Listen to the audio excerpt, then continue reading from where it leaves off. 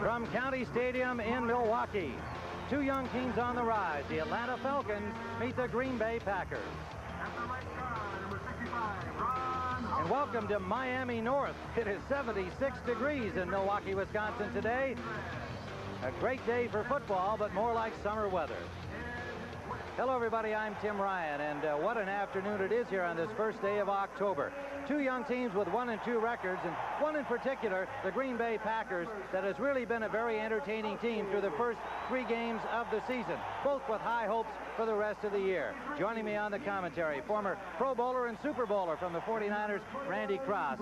Randy, these Green Bay Packers last week in their comeback effort against the Rams, a very explosive offensive display. Well, definitely. They have a quarterback in Don Majkowski who's coming off back-to-back 300-yard passing games. Brent Fullwood at running back is having a great year so far, and they finally have a game breaker in Sterling Sharp. But the Packer defense, led by Brian Noble and Tim Harris, has been struggling, but I think with the Atlanta offense, they've got an opportunity to really stifle somebody. Well, like the Packers, the Falcons have an exciting young quarterback in Chris Miller, but he's out today with an injury, and that leaves it up to the untested Hugh Millen. Hugh Millen gets his first start today, but I don't think all the pressure should be on him. The offensive line for the Atlanta Falcons, which is pretty much makeshift, has to have a better day. And running back John Suttles, a Pro Bowler, has to really shine because he can't put Hugh Millen in long passing yardage every time.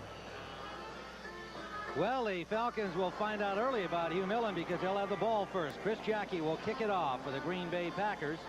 And the deep man for Atlanta, there is Deion Sanders, along with Keith Jones and George Thomas. Well, it's just going to be Jones back deep. Sometimes they have 3 across there. They have 2, and the deep man is Sanders. Sanders from the 1-yard line.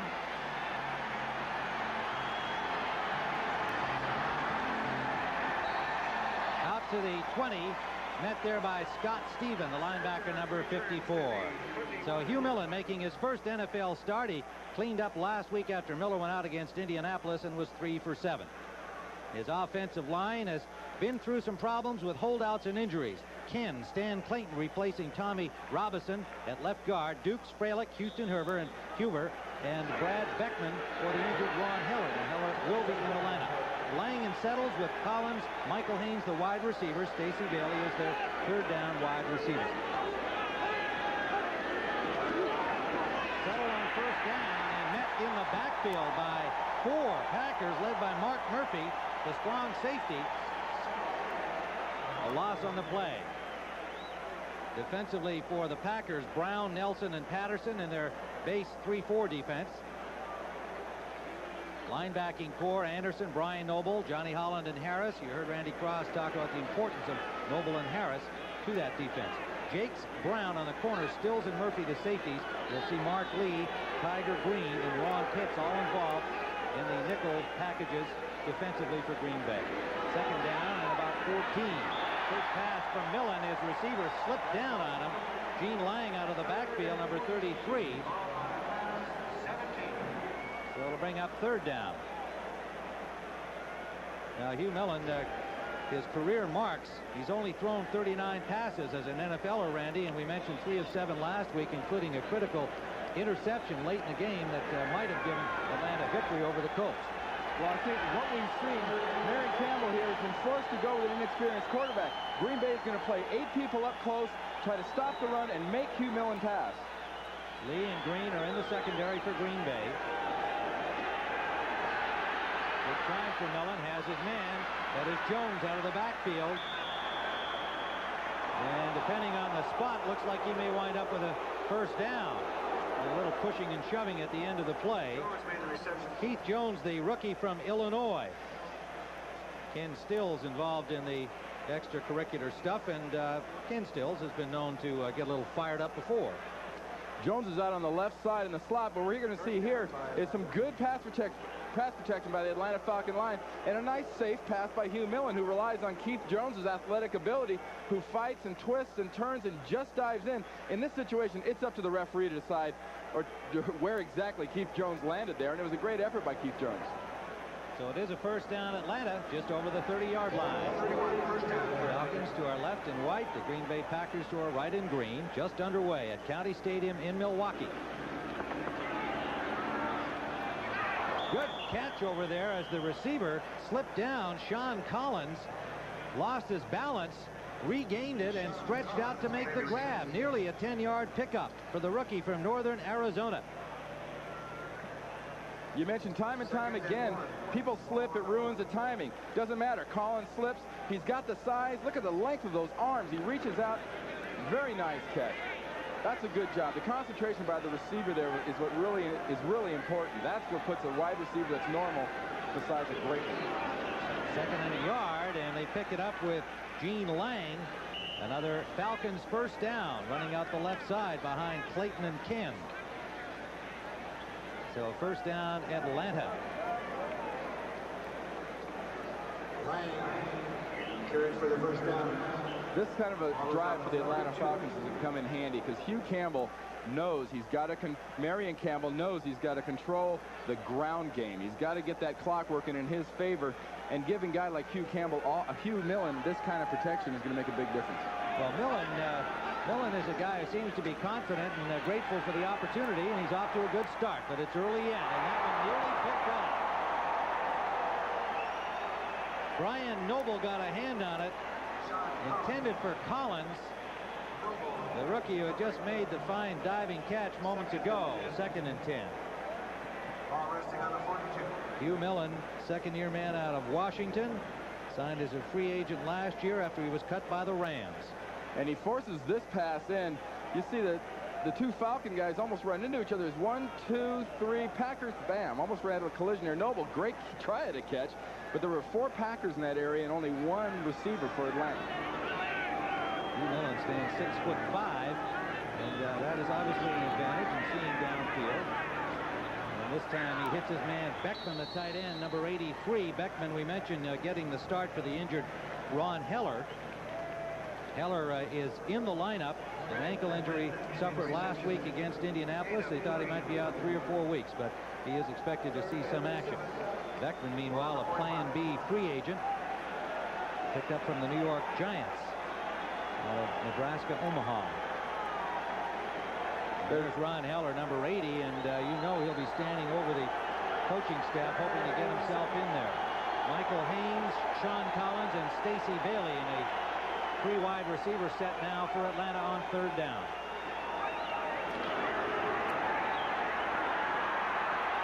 Millen can't find anybody, goes to Settle, a release man, and Settle gets a couple, breaks loose, and has the first down. No, it's been whistled dead. Settle is going to the goal line into the end zone, but it was whistled dead, back up short of the required 10-yard marker inside the Packer side of the 50, and an injured Packer down on the play is Mark Lee. Let's see where they are going to spot this ball. There's a discussion going on with the referee Dick Hantak and the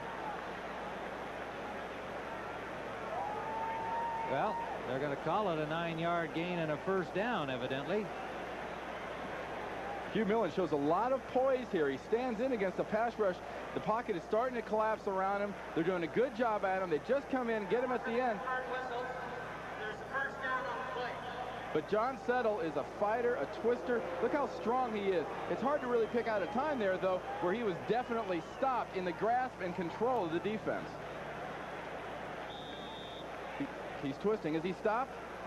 Is somebody got him right here that where you could call that a stop? Yeah, that's a gray area. I don't believe they ever stopped John Settle. No, what they said was an inadvertent whistle, was an announcement made by the public address system here. But it's a first down, Atlanta. And Kenny Flowers on his first carry, third-year man from Clemson, coming off knee surgery, picks up 3 yards. It'll leave 2nd and 7. Marion Campbell was happy seeing Kenny Flowers coming back. He says he's really a guy you got to root for. Hard worker, spent every day in the training room in the offseason, and as serious as his knee injury was, he should have been out a lot longer. Haynes out to the right, Collins out to the left. 2 exciting young receivers for this Atlanta team. Collins, the rookie from Northern Arizona.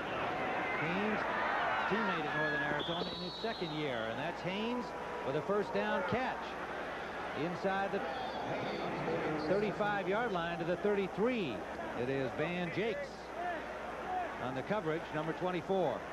These are the perfect kind of passes to have Hugh Millen throwing at this point of the game. Gives him a lot of confidence, and it really keeps him out of a lot of trouble. He can't throw into too many bad defenses when you're throwing 7 to 8 yard outs every time. So Millen is 5 of 7. 45 yards, working the short passes effectively so far. Settle and Keith Jones, the running backs now. To Settle, dashing straight ahead for a gain of about 5. Settle reminds one almost of William Andrews, who was here for quite a few years with the Atlanta Falcons. He's not a real flashy running back. Loves to go straight ahead, and there isn't a hole there. He could make one, but these guys in front of him are right now making some pretty good holes for him. They leave 2nd and 6 at the 29-yard line of Green Bay. Settle, a big story. He's a free agent out of Appalachian State. 1,000-yard rusher, made the Pro Bowl. Up and down, flag on the play as Millen with Harris in pursuit. The play whistled dead. Big Tim Harris, number 97.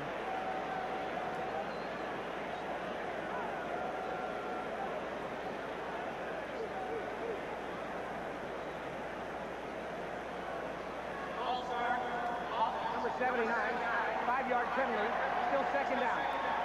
Bill Fralick charged with the false start, number 79, the right guard. Interestingly, Tony Mandarich, who will be seeing some action offensively for Green Bay today, said that Fralick was his idol when he was in college. There's Mandarich, an eager guy who got in for a few plays last week against Los Angeles. And he said Fralick was a guy that he looked up to because he played the offensive line like a defensive player. Randy, you can relate to that. Well, I think they're very similar coming into the league. Both of them great run blockers. Fralick had a lot of trouble his first 2 years in the league learning how to pass block. Manders is running into the same problems, but they're both very aggressive guys. 2nd and 11 for Atlanta. Complete to Beckman. Didn't get much. No, it's out of bounds. It'll be an incompletion. John Anderson had the coverage on him. He'd only picked up a couple of yards as it was. Meanwhile, Millen took a little shot from the Packer rush. Flag down on that play.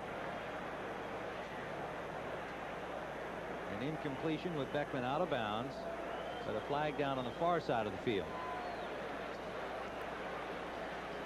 No score, early going. County Stadium, Milwaukee, on a brilliant sunny fall afternoon. 5 yards, repeat, 2nd down. Another illegal motion penalty this time against Atlanta. It'll leave it 2nd and 16. Those kind of mistakes are the things that have been plaguing Atlanta all year. Now here, wide receivers are guys that are known for their quick, fancy footwork. Were both feet in after he caught it. On the Packers 39. No, good neither. Call. Well outside. A wide receiver would drag his feet. A tight end's happy to get him in at all. No, he had some early action again here. Flags fly. And Boyarski in on the nose for the Packers, number 61. Looked like he jumped a little early. Encroachment, defense, number 61. 5-yard penalty, still 2nd down. And so Boyarski called for encroachment. And they get the 5 yards back that the Falcons just lost. Lindy Infante happy with the effort of his team last week in making such a great comeback, but unhappy with the first half they played that put him in such a hole. Well, they're yet to play a whole game. That's what the point he made yesterday when we talked to him. Haynes comes out to the right. Keith Jones out of the backfield goes wide left. Millen up the middle. He's got Collins. Collins inside the 10-yard line, and Hugh Millen delivered right on a rope to the rookie from Northern Arizona. First down and goal. A 28-yard gain.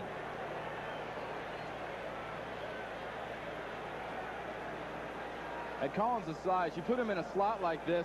Dave Brown's trying to cover number 32 there, man-to-man. He comes out and just cuts across. Great pass by Hugh Millen. Look how big this guy is compared to these defensive backs. They have to sort of gang up on him, try to strip the ball, and finally throw him to the ground. You know, this offense is really executing well. This is a good example. Green Bay is not fired up early in the game. Millen, meanwhile, 6 of 8, and Settle batters his way to the 5-yard line. Now, the Falcons, unlike the Packers, in the first 3 games have not been nearly as effective inside the 20-yard line, the so-called red zone, Randy. That's true. I mean, the Falcons, 25%. That's the worst in the NFL. Very, very important to scoring inside the 20. I mean, you get in there, you have got to get points, because from a psychological standpoint, having that much success down the field, you don't get points. It can really be a pressure. Well, it would be a pressure for Hugh Millen, who's been directing this route effectively. Settle picks up 2 more. Met by a tough Packer defensive move. Johnny Holland led the charge. Right behind him was Van Jakes and Tim Harris. It'll leave 3rd and goal. They'll spot it inside the 4, just outside the 3-yard line. Look at Settle. He's talking to his offensive lineman going, come on, guys, you're doing great. That's fantastic.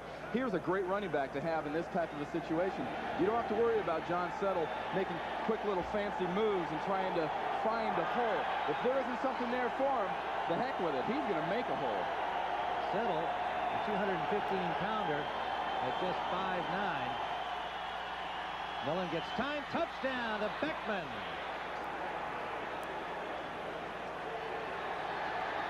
Flags are down in the end zone, but I believe that's for the little extra display of joy as the Falcons, the touchdown will count. And we just pointed out they haven't done too well inside that red zone. And this time they knocked it in there in a couple of plays, so they celebrated, and it'll cost them. But not on the scoreboard. That's right. Yeah, I think Brad Beckman kind of goofed his spike up, and everybody felt bad enough. Somebody picked it up and spiked it for him. You can't do that. Let's see it again. Here we are again from the ground level. You're just going to see Beckman go out of your screen. He was that tight end there. Millen sees he's wide open and just dumps it to him. That has to be a blown coverage, because either a strong safety or a linebacker has got to account for the tight end in the goal line offense. McFadden for the point after, and he barefoots it through. Scott Campbell holding. And the Falcons on their opening drive, impressive. 15 plays for the score, and they lead 7-0.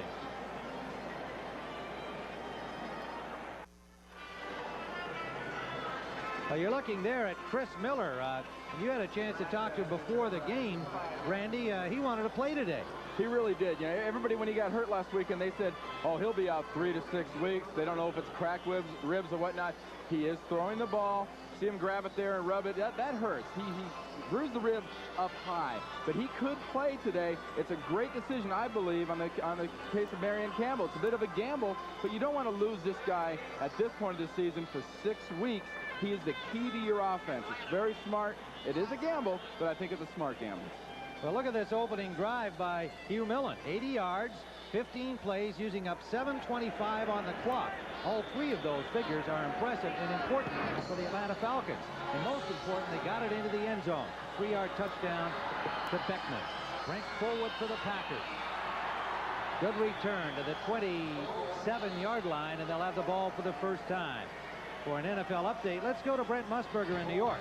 All right, Tim, the Saints have come back on the Redskins with this touchdown from Hebert to Lonsdale Hill, 11 yards. It is now 7-3. To update the Jet story, Eric Dickerson is playing for the Colts. Let's go back to Tim.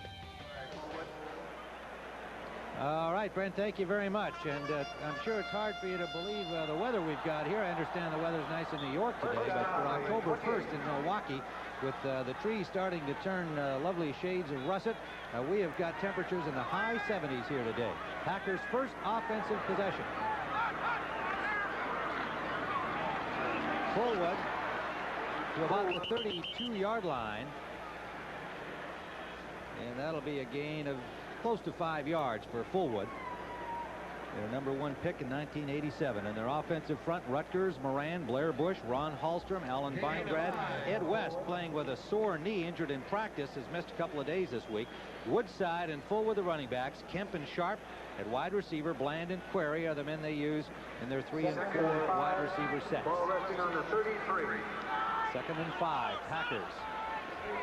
Mikowski, 2 300-yard days in a row, but 1-1 in terms of the win-loss marks.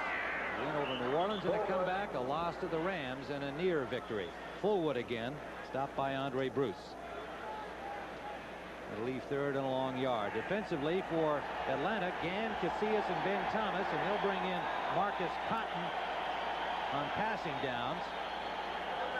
And Bruce, Rady, Tuggle, and Green. Green you'll sometimes see as a down lineman as well. And Butler and Case, Gordon and Cooper, and the nickelbacks are Dimry, Moore, and Shelley.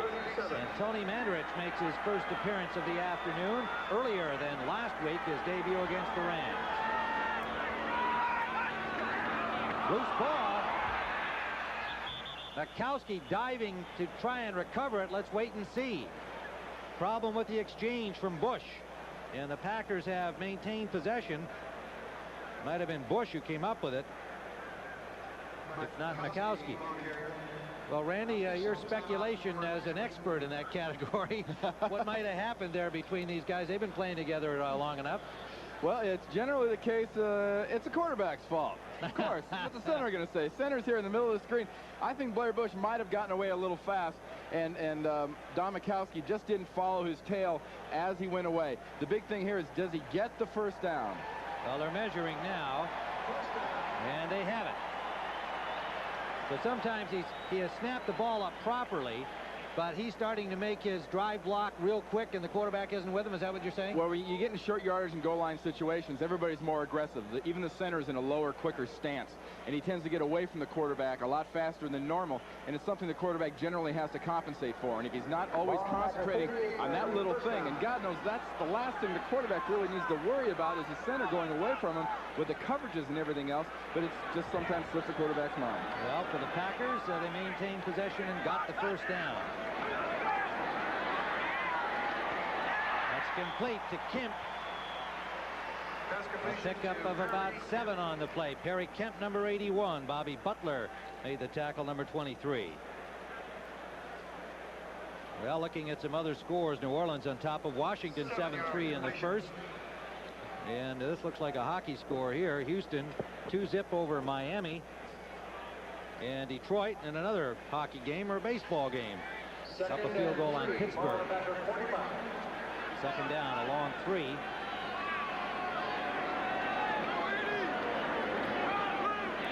Tight end West in motion. Forward. Maybe short of the first down. Good defensive reaction by the right side of the defense, and Tony Casillas, who's off to a great start, number 75 on the nose, making the stop. Those numbers by Makowski are impressive indeed, although he would like to erase the 4 interceptions, which were costly last week. What's curious, Tim, is his touchdowns are all in the second half, and his interceptions are all in the first. Here's Tony Casillas, number 75. You know, he's always been a base 3-4 nose guard. Marion Campbell last year late in the season decided to go to a new defense. It's given Tony Casillas a lot more room, and he's starting to really play well. Third and about a football, and they've got Campen out at tight end as an extra blocker, the Packers do. Fullwood dives and has the first down. Literally diving into Atlanta territory. Over the 50 to the 48. Well, if we get in the Olympics and they have the whole vaulting event, I think Brent Fullwood might not do too bad at this. You see the offensive defensive lines end up just sort of rooting together there. You've got a ramp for him to jump off of, and he launches himself off the backs of the guys in front of him. Good job by Brent Fullwood. He's really come into his own because he's learned this offense. He's much more comfortable within the offense, and he doesn't have to think what Brent Fullwood's supposed to do. He just reacts. He may have left a few boot marks on his teammates on that one. First down, 48 of Atlanta. Driving his way for another Green Bay first down. Cooper and Butler both got a hit on him after about 9 yards. And Kemp was not a big guy, showed a good effort there. 170-pounder, got the first down. This Atlanta defense, even from back in the days when Jerry Glanville was here, has always been known as an aggressive, hard-hitting defense. And Bobby Butler holds him up. And the final hit is applied right there very aggressively, as a matter of fact. 11-yard gain. Green Bay came out with 3 backs stacked. A new look here offensively. Fullwood taken down from behind by Mike Gann, the 5-year man from Notre Dame. A gain of maybe 2 on the play for Brent. Fullwood had a good game against the Rams last week. In fact, he's had a good early season through the first 3 games. Much more comfortable in the Infante system and running hard every play. And Lindy Infante's showing the the Falcon defense a few different formations. He feels that if he gives them these different formations, he can make them play a certain defense. We'll see whether that's effective. He has shown a couple of different looks here in this first series. We'll talk more about the role of Tim Green defensively. That's the guy that they want to keep an eye out for. And there, Green just went by Mikowski. Mikowski went by him.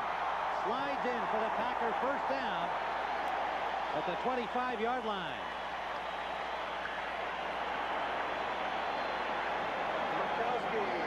Don Mikowski is a fiery type of leader for this Green Bay Packers, and he loves to sort of have a little contact early in the game. Pass protection breaks down. He just jumps over his blockers who are on the ground. He lets it go. You know, John Rady, number 59 of the Falcons, says Mikowski will run and he'll stick his head in there. He's not a slider. John, you lied to us. He'll slide. he certainly went for the slide when he had that first down already locked up. First down. And Tim Green had a good shot at him in the backfield. Mikowski made a nifty move to get away. Packer first down. Fullwood picks up 5. Rady on the tackle. Number 59, inside linebacker. Full house at County Stadium. A sellout here as we see some other scores. Kansas City on top of Cincinnati, a field goal. And New England up by 3 over Buffalo. Early going. Jets leading Indianapolis. So the Packers, like the Falcons, having a good opening drive. Time winding down first quarter. Atlanta leading 7-0, but the Packers driving at the Atlanta 20. Sterling shot. Wide receiver screen did not really develop. He was dropped by Scott Case, who gets up a little slowly, but Case made a good defensive play. Sharp never did get the blocking over there. Coming to the end of the first period. And so at the end of 1 at County Stadium, Atlanta leads Green Bay 7-0.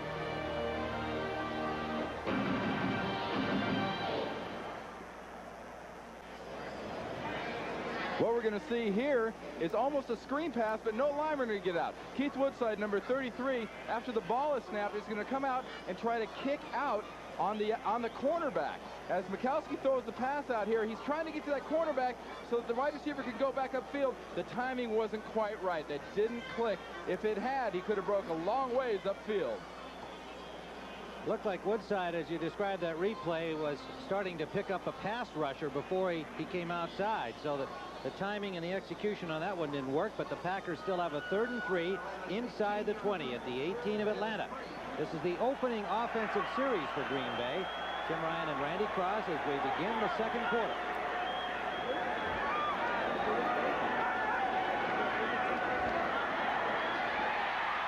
Incomplete.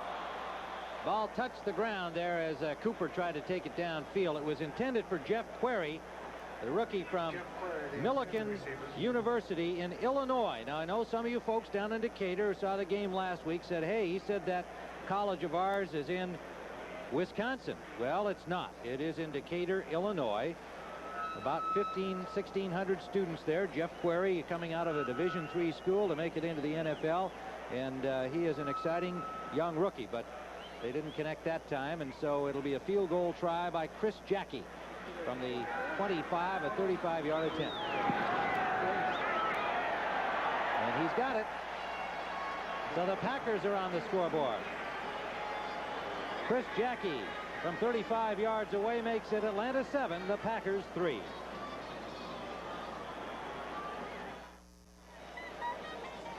Tim Ryan and Randy Cross on a brilliant sunny afternoon in Milwaukee, Wisconsin. The Atlanta Falcons lead the Packers 7-3, each team scoring on their first offensive possession and really using up some clock time. The Packers just went 54 yards in 13 plays, using up 7:42 on the clock. Chris Jackie will kick it off. Just connected on a 35-yard field goal. Sanders from the 10-yard line. Deion Sanders, man who calls himself Prime Time. And he's hauled down at the 22-yard line by Mike Weddington, who didn't read his press credentials, evidently. Here we have something that's a little unusual. Both teams on the same sideline. Got one side empty because the seats are so low on the far side of the field. They just put both teams on the far side. The last stadium to do this was the old Met in Minneapolis.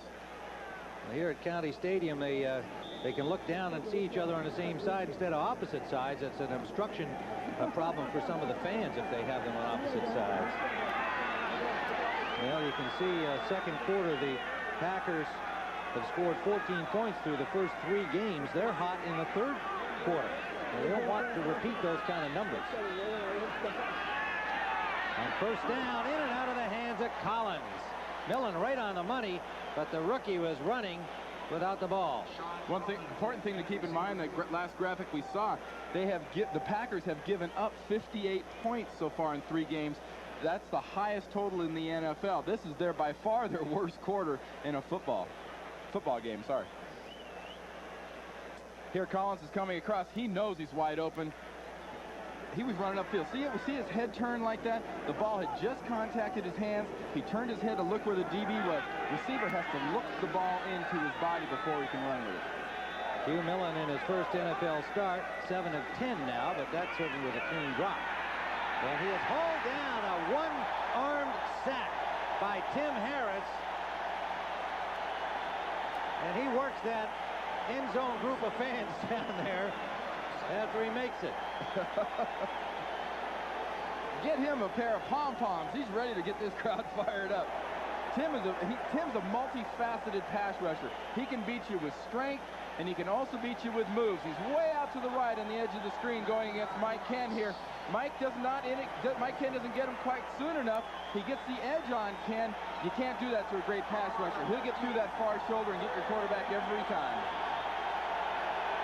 9-yard loss on the play, and that really got the crowd fired up. Millen rolling. Settle. A flag down, but what a creative effort by Hugh Millen under pressure. Settle turned it into a pretty good gain. We'll see what the flag is. It looked to me like he threw the ball forward even though it was underhanded, and that should have been just a normal forward pass.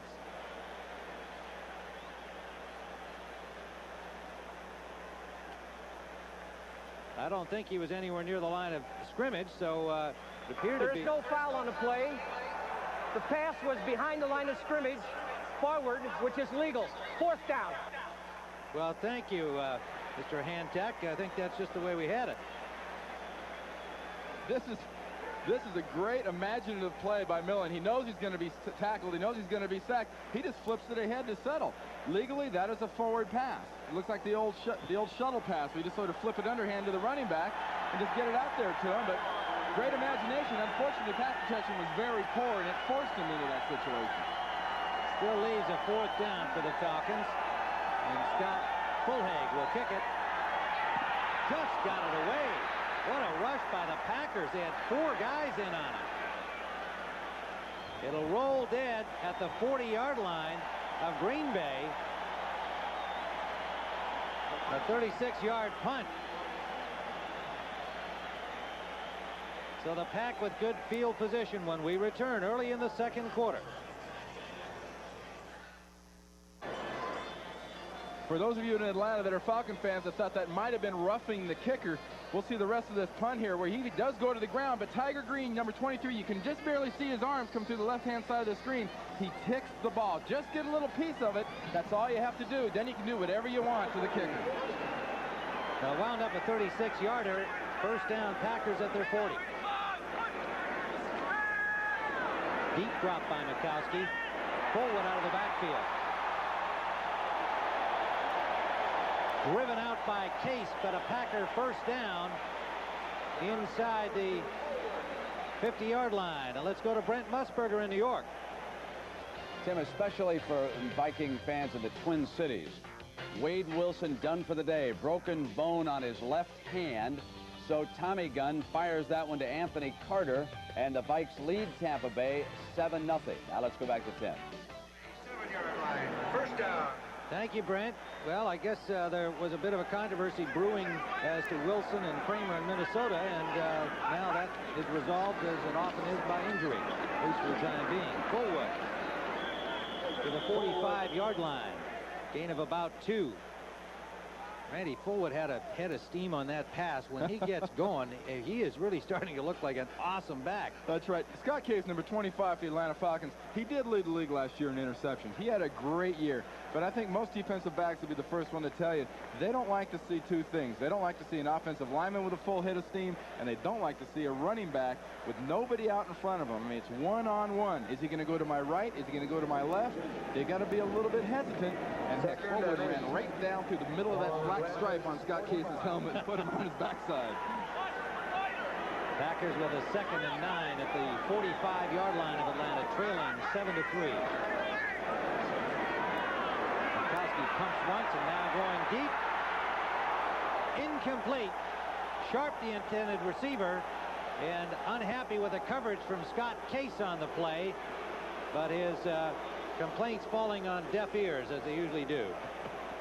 Well, you know, complaints by wide receivers like that are kind of like defensive linemen saying offensive linemen hold. If it's not called, it's great technique. And Sharp had mentioned the fact that we thought we might be able to put a little fake on these DBs and get deep. Now, see, Scott Case does put his left hand on Sterling Sharp. In the past, that was interference. That's no longer interference. He's allowed to feel back for where the receiver is as long as they're both going for the ball and looking at it. You could see Case clearly looking back at the ball as it was coming down. 3rd down. They snap it to Herman Fontenot, and Fontenot picks up about 5, but good reaction by Atlanta. Brings up a 4th down. So a little trick play there with a direct snap in the shotgun formation to the running back, Herman Fontenot. But the Falcons reacted well, and it brings up 4th. Well, Lindy and Fonte had said they're going to come up with some different formations, but so far we've seen some plays that are brand new for the Packers so far this year. With that play, plus also that little screen pass with Woodside trying to block. Bracken's first punt attempt from the 45-yard line of Green Bay. Deion Sanders back. With Evan Cooper. Ball lands at the 7 and is going to be downed at the 2-yard line. Carl Bland downs it there, and we'll be back to County Stadium in a moment. County Stadium, Milwaukee, on a hot sunny afternoon this 1st of October. Light winds blowing. Tim Ryan and Randy Cross. For the Green Bay Packers, trailing by 4, have the Falcons bottled up at the 2-yard line following Bracken's punt down by Carl Bland. And meanwhile, Tim Harris, during this commercial timeout, has been out there doing a cheerleading job. Those very exuberant fans in the end zone, he's got them all pumped up. This is the only spot in this entire stadium where sound is a factor. This end zone, the crowd is in the game.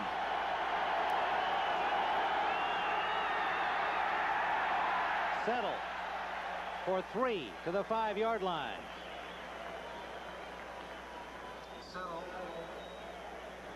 Hugh Millen, the 6'5" quarterback, making his first NFL start, took the Falcons right down the field on the opening drive.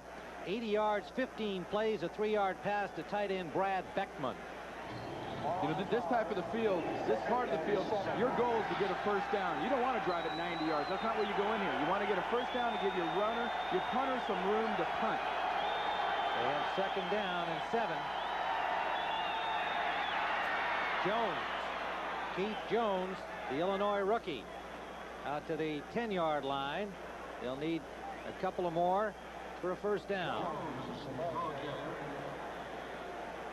Talking with Hugh Millen yesterday, interesting his observations about playing behind Chris Miller. Miller, a #1 pick in 1987, and Millen coming over, picked up as a reject from the Rams. Interesting perspective on where he is. Very much. I mean, he knows this is his first start. He knows he's inexperienced, but he said, I don't get to throw 12 interceptions before they give me the hook. I'll be out of there quick if I can't start fast. Not expecting the same treatment a #1 like Miller will get the patience from the coaching staff. He knows he's got to play well.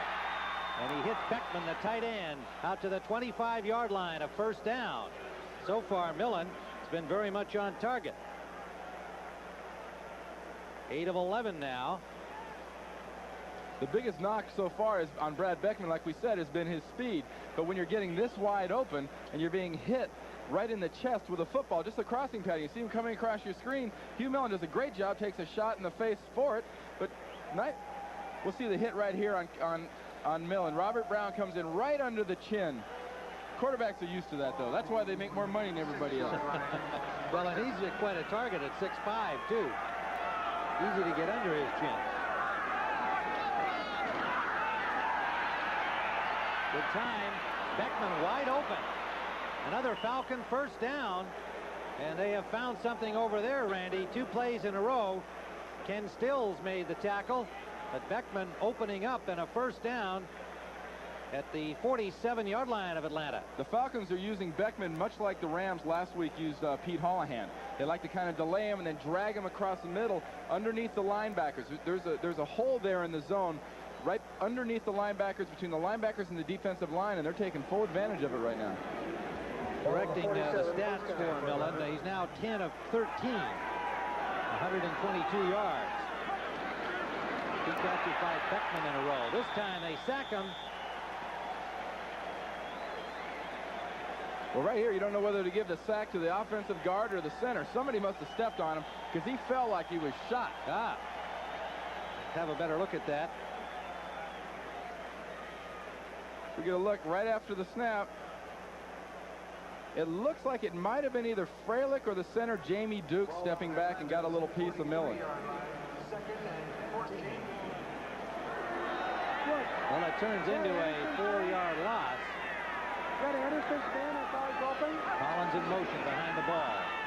Settle. Blasts his way up the sideline to about the 46-yard line of Green Bay. Driven out by Ron Pitts, number 28.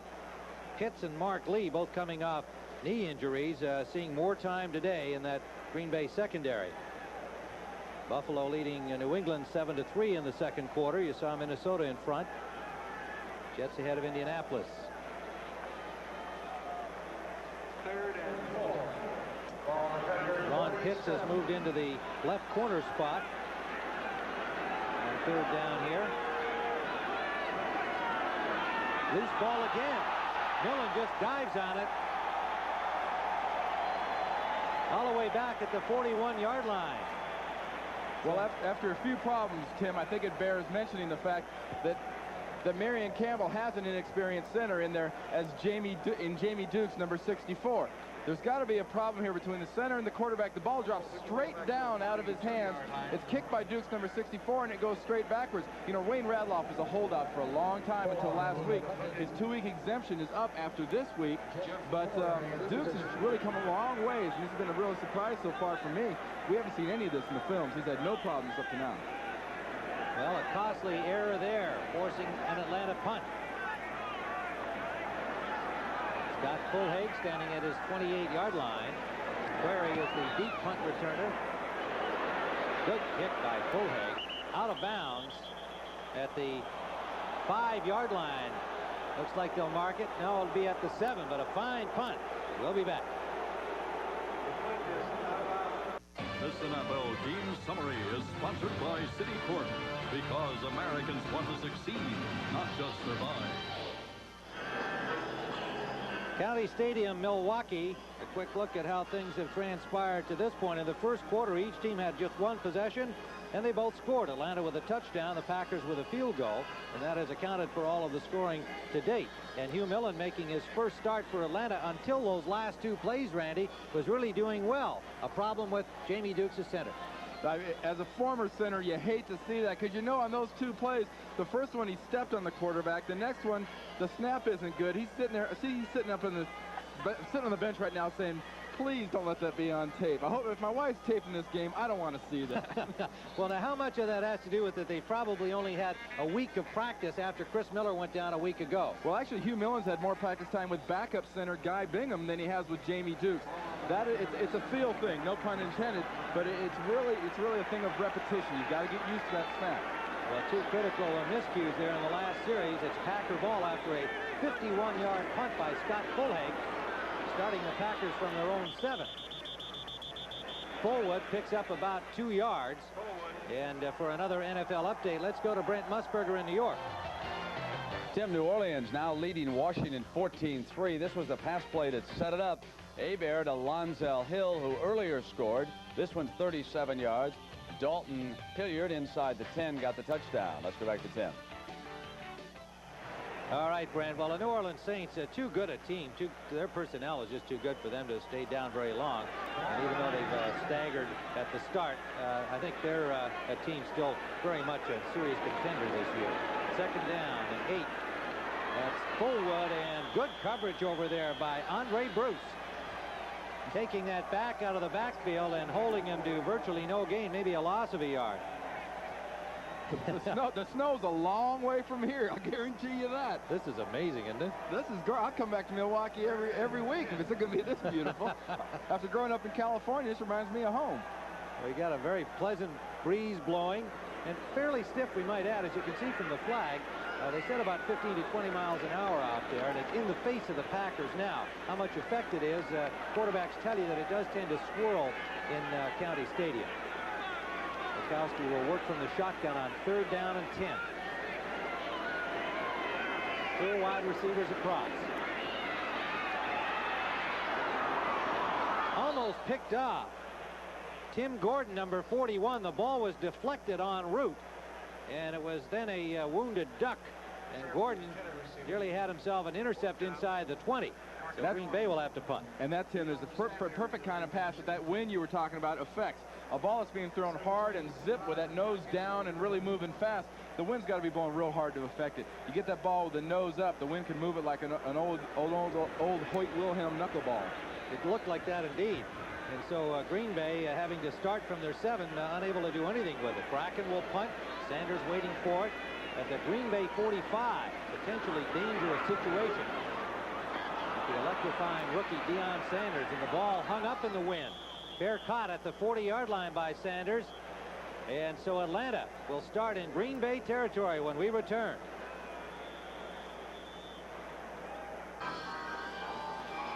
Tim Ryan and Randy Cross, County Stadium, Milwaukee's. Atlanta's opening drive resulting in a touchdown pass, Millen to Beckman, and a field goal by Green Bay. And you can see they've had it just about the same amount of time, and neither team on their last possession able to move the football.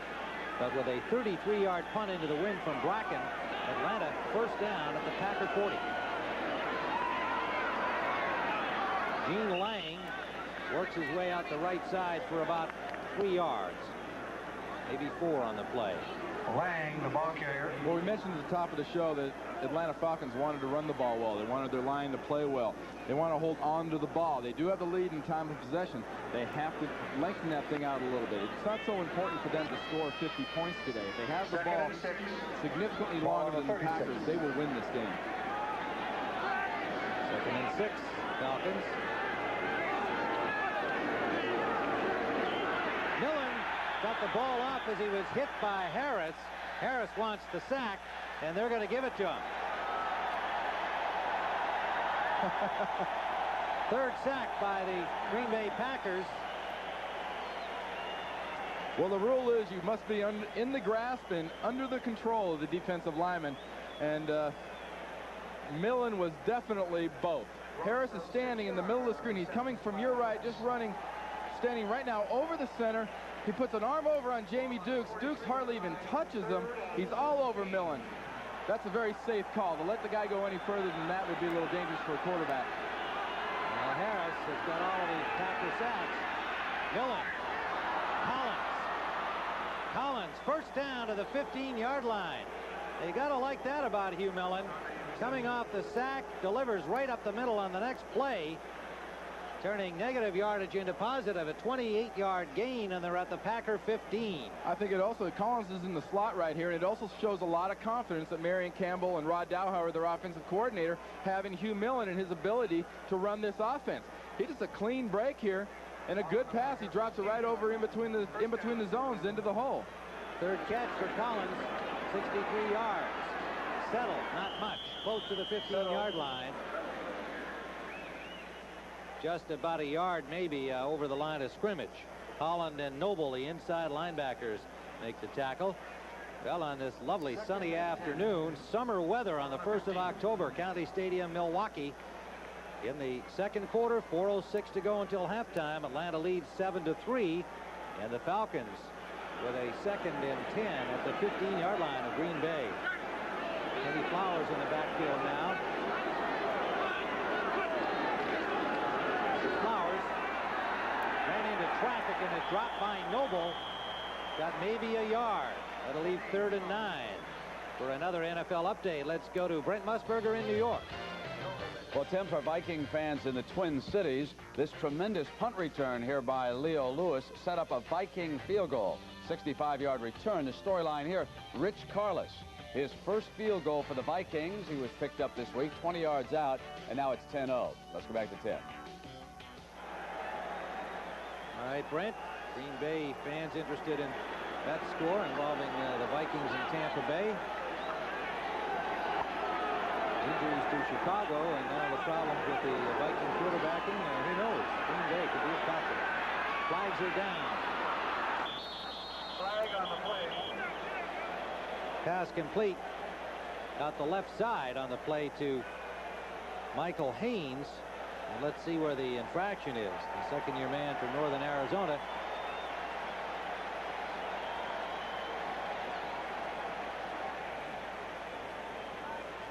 Illegal motion, offense, number 69. 5-yard penalty, repeat the down, 3rd down. Houston Hoover, the right tackle, charged with illegal motion. Backs it up to the 19-yard line. Ball on the 19-yard line of Atlanta. 3rd and 14. Left for Atlanta. And here's a tester for young Hugh Millen.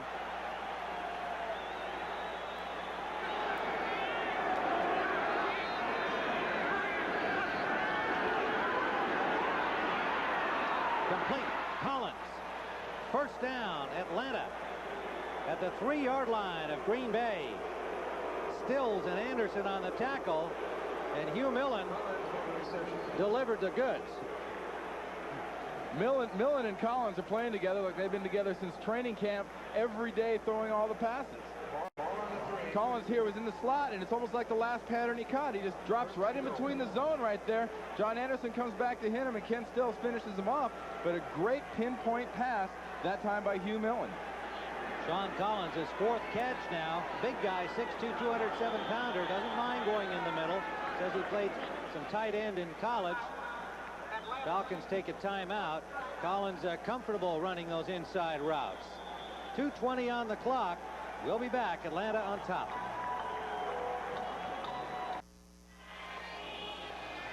Tim Ryan and Randy Cross. 2 minutes, 20 seconds to go until halftime. Atlanta 1st and goal from the Green Bay 3. And they have 2 timeouts remaining, having taken the first of their 3. Hugh Millen says, right now I'm more of a question mark than an exclamation point. That was coming into this game. Lang. Atlanta signals touchdown, but the officials don't. He's very close to the goal line. The way Millen has been directing this team, he may be an exclamation point before the game's over. Or at least he'll start rubbing off the top part of that question mark. They don't want to eliminate it completely. The 2-minute warning. The 2-minute warning has been reached here at County Stadium. We'll be back with Atlanta on the doorstep. The Atlanta Falcons have the length of the football to the end zone here. Chance to widen their lead. They've used up 8 plays, 39 yards, 4:04 on this drive, and the scoring drives by each team have been lengthy, more than 7 minutes the first 2, and Atlanta here on the doorstep, over 4 minutes on this one. So it's been a ball control kind of a game through the first half. Settle, no problem, touchdown. Settle started straight ahead, then saw a big opening out the left and just walked across, Randy. An easy score for him. That was the play you'd assume they were going to run. They knew they were coming, but they just couldn't stop it. You get a guy like John Settle, everybody tends to come inside. Look, Mike Hens lined up at tight end. Tim Harris is down there. Everybody collapses inside. That's where they figure he's coming. He just bounces it outside, and you get one-on-one with half a yard to go. You're not going to stop John Settle.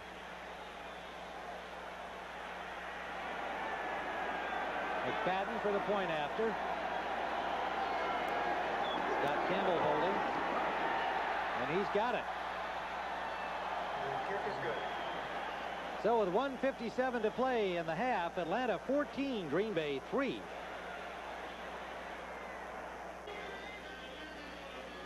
Well, here's a game that a couple of the principals here today will be looking at next week for sure. Don Mikowski, the former Virginia star, Kenny Flowers out of Clemson. Maybe they've even made their own personal little wager. Next Saturday at 2:30 Eastern Time down in Death Valley, there's Kenny Flowers, former Clemson star. He'll be watching Clemson at 4-1 against Virginia at 4-1. Virginia's only lost this year to #1 ranked Notre Dame. And Virginia has never beaten Clemson in 28 tries. So that should be some fun and excitement down there in Death Valley next week here on CBS.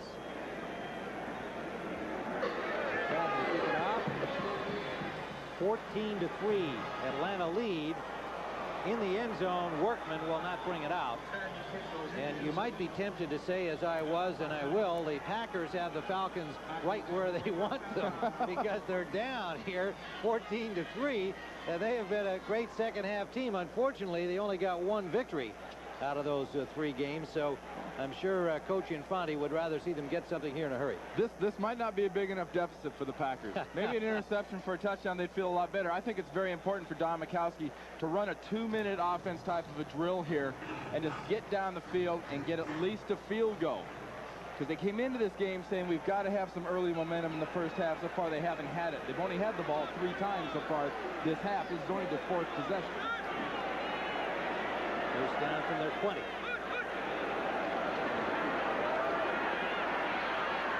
Mikowski for Kemp, right on the money. To the 45-yard line. Hauled down by Butler.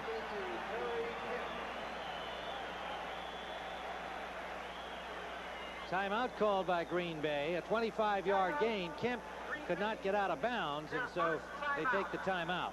Mikowski here drops back to pass, stands up with some good protection early. He's got a defender right in his face, drops it right over Bobby Butler into the arms of Perry Kemp. If you had your druthers here, you'd want Kemp to run out of bounds. You wouldn't want to have to waste a timeout. He should have run as fast as he could, or even tried to pick Butler up and carried him out of bounds, but don't waste a timeout.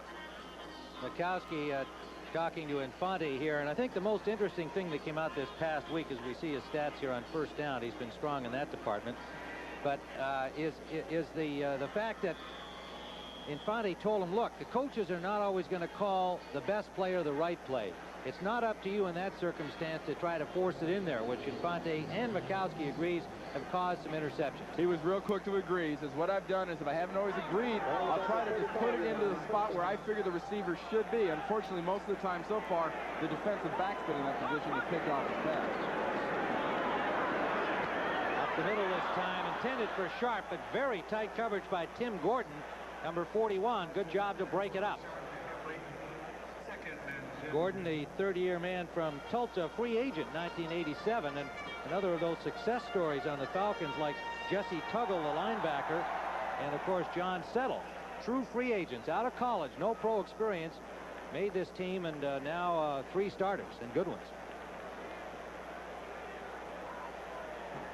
2nd and 10.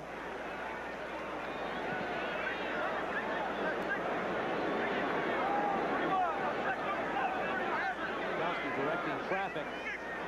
Fontenot alongside him.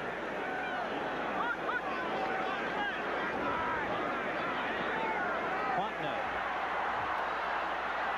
has the first down. Evan Cooper bulldogging him down. Did not get out of bounds before he was down, so time ticks away. Now they stop it. 1:29 on the clock. And Green Bay taking the timeout. That stopped the clock. They've got 1 remaining.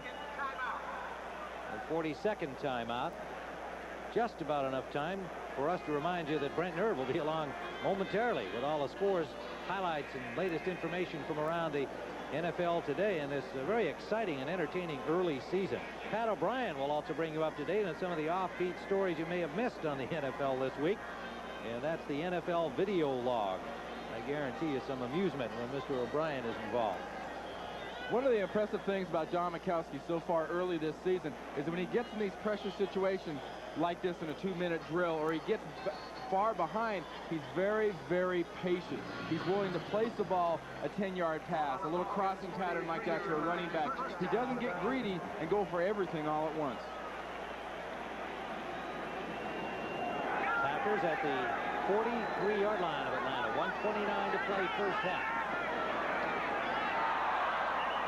Caught and fumbled, no, incomplete. Ruled an incompletion, did not have possession. Moore putting the hit on Sterling Sharp.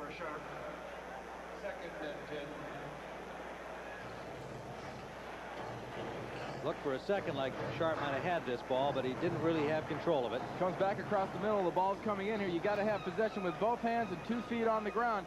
He shovels it up. He still doesn't have it. He doesn't. He loses it, definitely. And then he's smacked right there. Receiver knows once he bumbles that thing twice, it's going to be coming. Fumbles or bobbles comes out the same.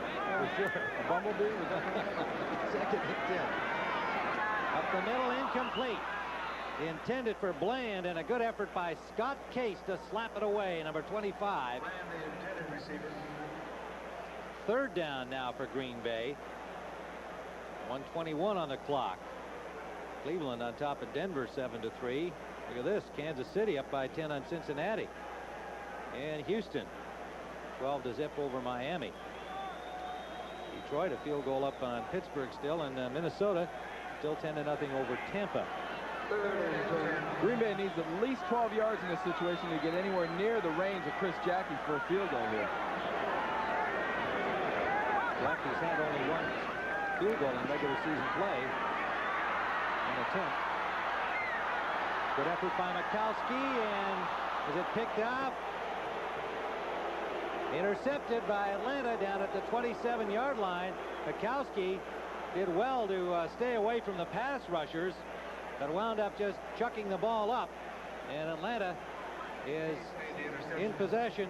Scott Case coming down with it at his own 27. Well, Mikowski shows good poise here. He knows the pass rush is going to be coming after him. He goes to spin out here. He gets grabbed, gets released. He keeps coming. Here's the situation Don Mikowski should have taken the sack. He talked about it Friday. I get in a bad spot. I shouldn't just throw the ball up for grabs. He didn't have a chance of completing that. The only person that had a real chance of catching that was Scott Case. And he did. So Atlanta stops Green Bay's late effort here in the second half, and 1:12 still to go. Let's see which way Atlanta chooses to play the final minute 12. Settle. Picks up about 7 to the 32-yard line. You know, by not taking that sack there, what you're talking about in this key situation is field position. Instead of punting from around the 50-yard line and maybe getting the ball out of bounds at the 7, the 8, the 10-yard line and backing Atlanta up with 1 minute and 12 seconds left, you give them the ball here on around the 30-yard line, which gives them plenty of room to get out and score. Well, two young quarterbacks, certainly very much the story of this game going in and the story of it at halftime. You saw Millen with Campbell, and there is Don Mikowski, who I'm sure is saying, you know, another one of those errors, trying to make something happen, trying to make that good play, and really choosing to not try to do something as difficult as that was. Scrambling around back there, he had done a good job getting away from the rush, but then throwing the ball up for grabs. 2nd and 5 will be left, and of course we've got lots more football ahead for you here today on the NFL Today. Doubleheader game 2. We'll see the Rams in San Francisco. Randy, your club will be at home against the Los Angeles Rams, who we know have got a lot of talent, but also give up some points. They give up some points, but they've got a very, very impressive offense now. A great passing game. A sack on Millen. Tiger Green coming in from the secondary. The 4th Packer sack in the first half. In this situation, remember the old prevent defense? Everybody sits back. On the way on the far edge of your right side of your screen here, Tiger Green's number 23 is going to be coming. And Tiger Green gets bumped by Mike Ken. It looked like they were trying to set up a screen, but Tiger Green, being a defensive back and quicker than the linebacker or defensive end, got there so fast, Millen never had a chance to throw the screen pass. a 7-yard loss on the play. The Packers have been looking for sacks. They haven't had them in the first 3 games, but they've got 4 of them here in the first half today. As we take a quick look at our CBS Sports Wire, and remember, Brent Nerve will be along shortly to bring you up to date on all of the activity. You know, just to go back to that last play for a second, an offensive tackle opens up like that, and he sees that defender. All he really has to do is give him a little shot, and then he's going to run down the line to set up the screen pass. He's used to doing that to a Tim Harris, who's a big guy. He's used to doing that to a defensive end, who's a big guy. The little guy gets out there, you give him a shot, you forget that guy runs a 4.4, 4.5. He's going to be in that quarterback space in a second. There's a go for Millen now. Under a minute to go. Buys a little time and dumps it out too short for Keith Jones. Blaze Winter got a hand on the ball, and Jones had no chance to get his hands on it. So it'll be 4th down. Atlanta will have to punt.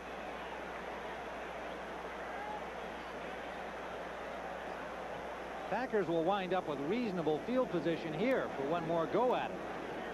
They should have around 40, 45 seconds left when they get the ball back. That is plenty of time for an offense, especially Lindy and Fondy's offense.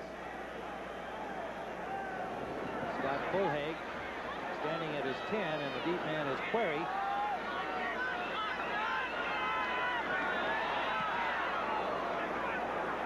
Not a big punt. Query gets some room to the 49-yard line. So the Packers from midfield now with 43 seconds still to go. Gary Wilkins made the tackle, reserve tight end.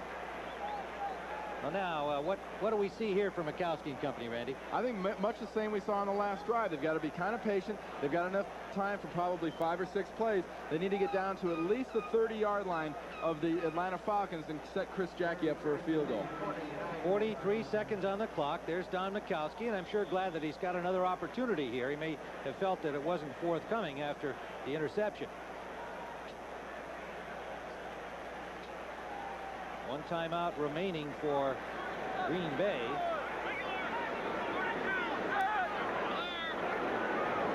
Three wide receivers. Fontenot comes out of the backfield. In and out of the hand to Carl Bland. Case on the coverage. Case on the case. Scott Case has emerged as one of the better defensive backs in the NFL, and obviously last year he led the league in interceptions with 11. It was sort of a surprise to a lot of people that he all of a sudden came up with that many interceptions. I think the real key to him getting that many picks is the fact that Marion Campbell went to that new style of defense. More guys up on the line of scrimmage, more pressure in the quarterback's face, forces quarterbacks to throw bad passes. So Mikowski on 2nd down.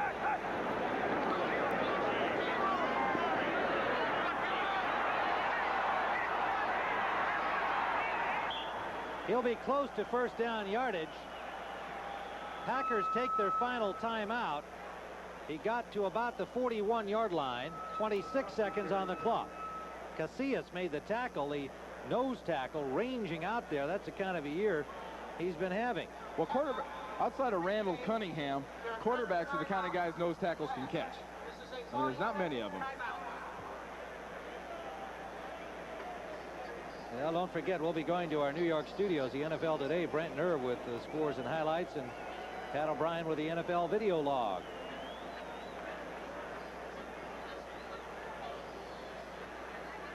Well, you're not going to see too many passes in this situation thrown over the middle. They have 26 seconds left. They have no timeouts. So Atlanta will be playing the sidelines pretty aggressively. You want to keep them. You would like to guard the 12 yards between the 30 and the 42 at this point very toughly. You don't want to get over the middle. If you get over the middle, usually the Packers have to sprint to the line. Because to get this ball off in 20 seconds would be tough if they have a completion. 80 yards to the 1st down. And Mikowski just takes off running with it, gets the yardage inside the 35. 18 seconds. They've got another play call. Mikowski trying to get it off.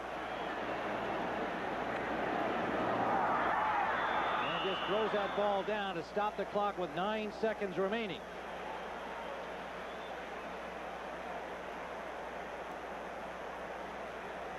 Chris Jackie's only field goal try in regular season play last week, good for 43 yards.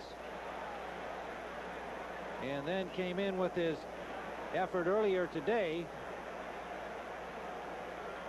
They've got enough time with 9 seconds to get one more pass off to move them a little bit closer. At this point, it would be about a 53-yard field goal, and I believe that's out of Mr. Jackie's range. Well, there's one today 35-yarder and the 43-yarder a week ago, so they're going to try and get this thing in as close as they can for the rookie. Second down. For Sharp.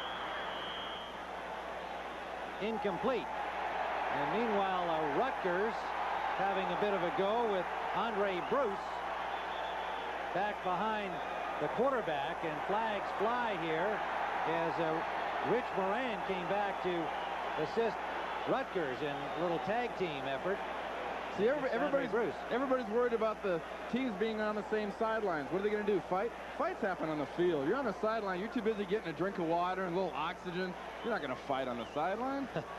Though Moran will have a chance to be on the sideline. Personal foul, offense, personal foul, defense, fouls are all set. Third down.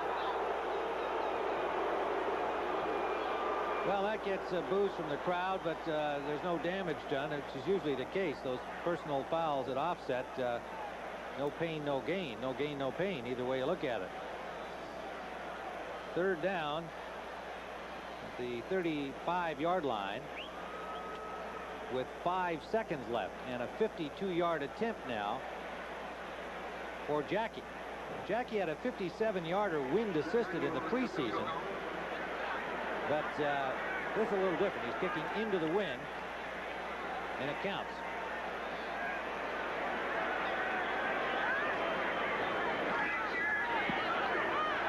Good foot. He's got it.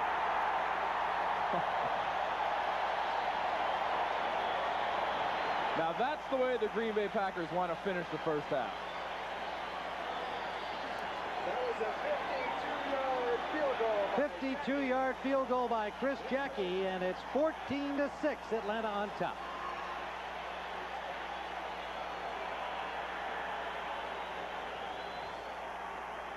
The same problems he's had in the first half of other games. Without a doubt, Hugh Millen's had a good grasp of this offense so far. He has been sacked 4 times, but this looks like the same Mikowski we saw last week against the Rams, and something he's had the last couple of weeks. He's having a tough time getting his motor running early in the game. Well, let's take a look at some of the stats, if we can, of involving these two quarterbacks. You see Millen, 12 of 16, 166 yards and a touchdown. Mikowski, 7 of 17, but as you pointed out, you got to watch out for this guy in the second half. Say the second half belongs to Don Mikowski. Look at this. First half, all his interceptions in the last 2 weeks, 4 of them, they're in the first half. Second half, all 5 touchdown passes he's thrown has been in the second half. This guy goes on fire. He goes absolutely crazy. The offensive line seems to block better. Sterling Sharp seems to catch better. And what's really important is the Packer defense all of a sudden seems to come alive. They've gotten 4 sacks. Look for them to really get after Hugh Millen in the second half. Well, a big difference here, too, is that they're not that far back now. It's just a 6-point deficit. So this could be a different second half all around. We don't know what to expect from Green Bay. And the Atlanta Falcons have to be very pleased with what Hugh Millen has been doing for them. Oh, without a doubt. He's been very patient. He's been throwing the regular passes. He's also thrown some pretty tough passes, dumping it in between zones. He's used his tight end an awful lot. Something really surprised us. Ron Heller was out. We thought without Ron Heller, they wouldn't really use a lot of tight ends. Well, that's right. And the plan B guy, Brad Beckman, looks very comfortable out there. So I think we'll have an entertaining second half, to say the least, because these are 2 young quarterbacks with something to prove, coming from different areas, if you will, but both with very much at stake. CBS Sports coverage of the National Football League will continue after this message and a word from your local station. We'll have the ball first here in the second half. You think he'd be barefoot if we played in the middle of December here? Yes. Yeah. I think they're all a little, offbeat, shall we say, anyway, those place kickers. And I expected you'd see him barefoot. He's done it before. Vince Workman, he saw number 46. The rookie is the deep return man. But I'm sure McFadden is pleased to find it, as we referred to it at the beginning of the telecast, Miami North here in the state of Wisconsin. 5 yards deep, and Workman will bring it out. and pays the price. Stopped at the 10-yard line. Delbert Shelley, number 37, making the hit on him. And in that first half, Atlanta had the ball a little longer, and it's reflected on the scoreboard. If you joined us along the way, each team scoring on their opening possession, long drives using up more than 7 minutes each, but Atlanta getting a touchdown and Green Bay a field goal. Chris Jackie has had 2 field goals to account for the 6 points for Green Bay. And a touchdown pass from Hugh Millen to Brad Beckman. A 1-yard run, less than that actually, about the length of a ball by John Settle, accounting for the Atlanta scores. So Mikowski from his 10 to open the second half. Fullwood carrying tacklers to the 15 for a gain of close to 5. Mike Gann and Tim Green getting the free ride from Fullwood. Well, last week against the Rams, down 31 points, the Green Bay Packers came out, ran the ball a little, threw a few short passes, kept their patience, as I said earlier, and just effectively went down and scored a touchdown and really lit a fire underneath the rest of the team. 2nd and 6 for Green Bay. Sharp comes out to the right, Kemp to the left.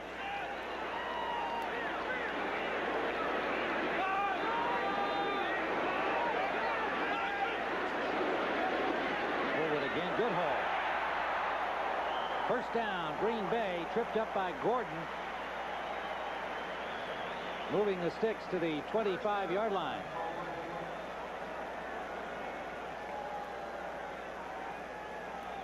Brent Fullwood's got that first step. He gets a chance to take a step and look at what his blocking is going to be like. Sees a gap, cuts it back, right there between Hallstrom and Bush. Gets flipped up in the air, gets up, spins the ball, says, "Hey, that didn't bother me. I'm ready." Look, it hasn't dropped yet. Look at that thing spin. That's a serious spin from Fullwood. Fullwood again. Not much this time. Tony Casillas came into this game with 36 tackles in the first 3 games, 7 of them last week against Indianapolis. And a guy who actually thought about giving up football. It's hard to believe. A year ago, such a talent, but it just was unhappy, not really enjoying the life. And now is rededicated and says he's happy to take that punishment on the nose, but he's been dealing out most of the punishment. You don't often get those numbers when you're a nose tackle. Well, he's played against some real running teams so far in the Rams and the Colts and the Tampa Bay Bucks, so he's had plenty of opportunities and reps at runs to get some tackles. 1-yard gain for Fullwood. Play out from the Woodside. Woodside driven out at the 42-yard line by Tim Gordon. Another first down, Green Bay. You know, we got Tony Casillas. We got him isolated here. He thinks it's going to be a run. I can get there. He's got all his friends around. Defenders are there. He's playing against Blair Bush. All of a sudden, Bush hits him. Hallstrom comes down and hits him. He won't be making a tackle on this play. Tony Casillas, though, he's been double-teamed. He is probably the finest pass-rushing nose guard I played against in my 13 years. Nose guards are generally just run guys. This guy's got the hand speed and the foot speed to be a real threat, and he plays in the nickel for Marion Campbell. So the Packers out now at the 41-yard line with a first down. Play action again. Deep sideline. What a catch by Sharp, and he holds on. Taking the hit from Scott Case, and even Case had to give him a little applause. He's trying to pretend he wasn't really hurt that time. He says, "It's okay, I'm fine. That didn't hurt me." You get over to the sideline, all of a sudden it sort of sinks in. But Don Mikowski zips this ball out there. Sterling Sharp goes up high for it and gets head over heels, lands right. Ouch! I know I wouldn't get up. There's no doubt about it. If I landed on my shoulders like that, I'd be down for a while. You can't pick a guy that's got more personality than Sterling Sharp. He says, "I like practice more. I can goof around. I can have fun in practice." Can drop a few balls and it doesn't matter. He is a character. A fine player. This is Michael Haddix. His first carry, number 35, for a couple of yards out the right side. You know, life for a nose guard in the NFL can be generally miserable. You get hit from the right, you get hit from the left, and Tony Casillas there is one of the best at dealing with combination blocks. You see Bush hits him a little bit, and then Hallstrom gets on him. He fights through Hallstrom. Hallstrom's 6'5", 300 pounds. He throws him aside like that's nothing, comes in and makes the tackle. Well, continuing to show a Pro Bowl form, the four-year man from Oklahoma. Second and 8. Over the backfield, Woodside. All the way to the 22-yard line. He put a great move that play on Scott Case, and Jesse Tuggle come up to try to make a tackle, and they were grabbing nothing but air on that one. We're going to see here is 33 Woodside. Just come out, go out of your screen, fakes it around. Mikowski just dumps it over the defender's heads. Now watch this. First Tuggle, then Case slides in there. Nice move by Woodside. He heads to the sideline, figures I've gotten about all I'm gonna, gets out of bounds. Marginal, might have been a little out of bounds hit there. Andre Bruce, the man who hit him there. They've used up 4 minutes on the drive here to the 25-yard line. Approaching the red zone where they haven't had a lot of success so far. Mikowski's going to run it. Tried to slide, wound up with about a 7-yard gain to the 18-yard line.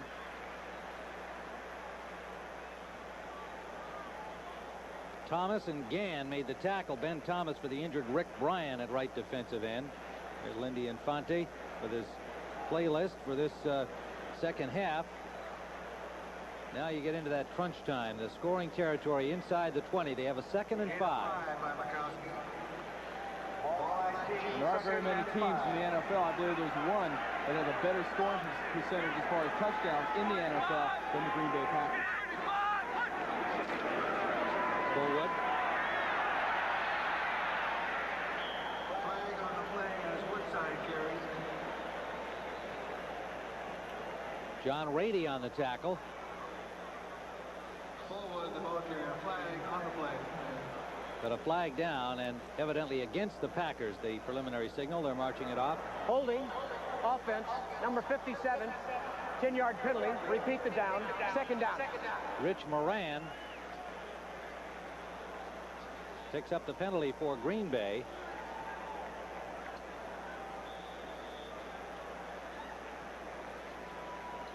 So Green Bay, you see, inside the 20, second in the league. 13 touchdowns out of 16 tries inside the 20. That's very, very impressive. And a field goal today. So, I mean, you continue those numbers over a season, that kind of performance will get you into the playoffs. And now they're back out to the 30 here on 2nd down. Koski gets it off, and it's right into the hands of Evan Cooper.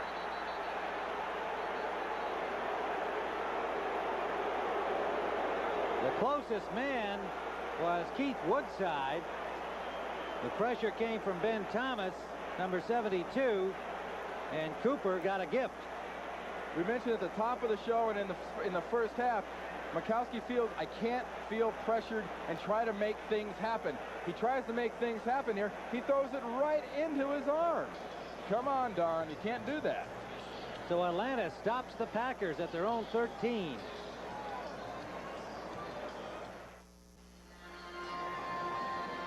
A lot of people are quick to criticize the quarterback. They say, hey, you made a bad decision. How would you like to have 270, 280-pound defensive linemen after you trying to break every bone in your body? A quarterback's trying to make something happen. Heck, he's trying to stay alive. He gets out there and throws a pass where he believes it's going to be a receiver. Unfortunately, it was a bad decision that time on Mikowski's part. Well, Hugh Millen, meanwhile, in his first NFL start for the injured Chris Miller, has been doing just fine, thank you, despite being sacked 4 times, but a flag down there, and so there'll be no play as the whistles blew before Lang even had the ball in his hands. False start, offense, left guard, 5-yard penalty, still 1st down. Left guard is Stan Clayton, number 74. Clayton, a backup tackle and guard, getting the start today over Tommy Robinson, a former Packer, backup here as well. It was a Plan B free agent. Of course, John Scully still missing from that offensive line. He's a contract holdout. And his center, Wayne Radloff, just signed last week after a lengthy holdout. Freilich was a holdout during training camp. So this line is yet to really be together for any length of time for Atlanta. 1st and 15. Settle hit behind the line by Brown. Loss on the play.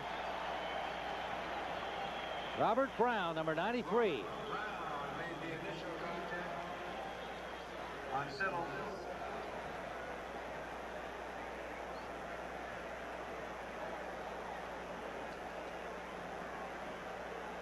This is the type of situation we talked about.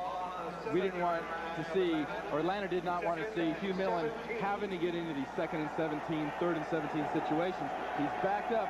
He's in safety territory if Green Bay can catch him back in the end zone. Short drop by Millen. Complete, right on the money. Getting himself out of there with a quick hit to Michael Haynes. This guy can fly. Was in the Olympic trials for the last Olympic Games. Runs a 10-300 meters. This is a nice, short, safe drop by Hugh Millen. Says, you're not going to catch me in the end zone. The heck with it. I'll just throw a little quick zip pattern here. Right to the right receiver in between the zones. Well, that's one way out of there for Millen and company. So Michael Haynes leaves a 3rd and 2.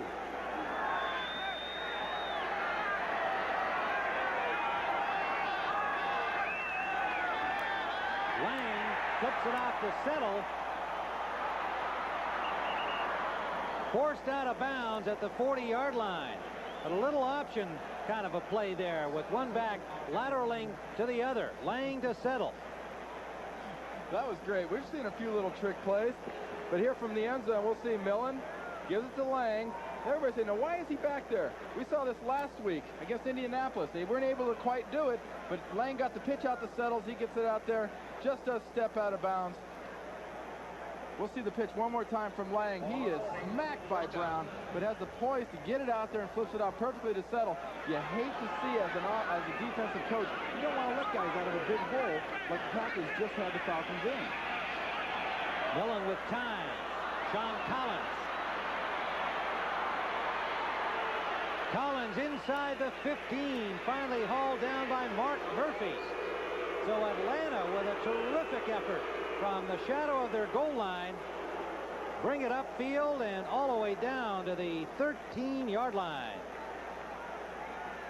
Like I said just before, you get a team pinned back there, you've got to come after them. You've got to get them and get some sacks on them and get them pinned back further. But Millen just stands in there. He has no fear of the pass rush. He figures, I know my guy will get open. He just flips it right in there to Haynes. Ooh, good hit there on the Collins. I'm sorry. Collins takes a heck of a hit here in the end. Whoa, Dave Brown comes in and puts a shoulder right under his chin. 47-yard play. Millen to Collins. Again, good protection. The tight end, Beckman. Beckman gets down to the 10-yard line. And Murphy and Anderson drive him out. But you have to be impressed with the poise of Hugh Millen in his first NFL start. Hugh Millen's having the kind of game so far I'm sure Marion Campbell really didn't expect out of him. He expected him to have a pretty good game, but look at those stats. Has not thrown an interception, is completing at a high percentage, and is showing the leadership that this Atlanta Falcon offense really needed without their great starter Chris Murray. Second down and 7. Lang, touchdown. The Bluebirds are out here at County Stadium as the Falcons just made that drive look easy. Romping the length of the field. And a 47-yard play, the big one, from Millen to Sean Collins. Marion Campbell, who really is high on Sean Collins, has now got to feel pretty good about Hugh Millen. You know, one of the credos of offensive play, the line gets you the first 3 yards. You got to do the rest by yourself. He squirts out between that hole there, and he will not be denied. He just keeps driving, and the whole pile moves back into the end zone. And the point after from McFadden. So the Falcons widen their lead. 21-6, 7:07 to go, third quarter. And here in the third quarter, the Falcons have just opened a 21-6 lead. A 10-yard scoring one by Gene Lang. Tim Ryan with Randy Cross. Watching the Packers now. Herman Fontenot from his 10-yard line on the kickoff return. Got to the 17, a flag down on the play, as we see so frequently on kickoffs.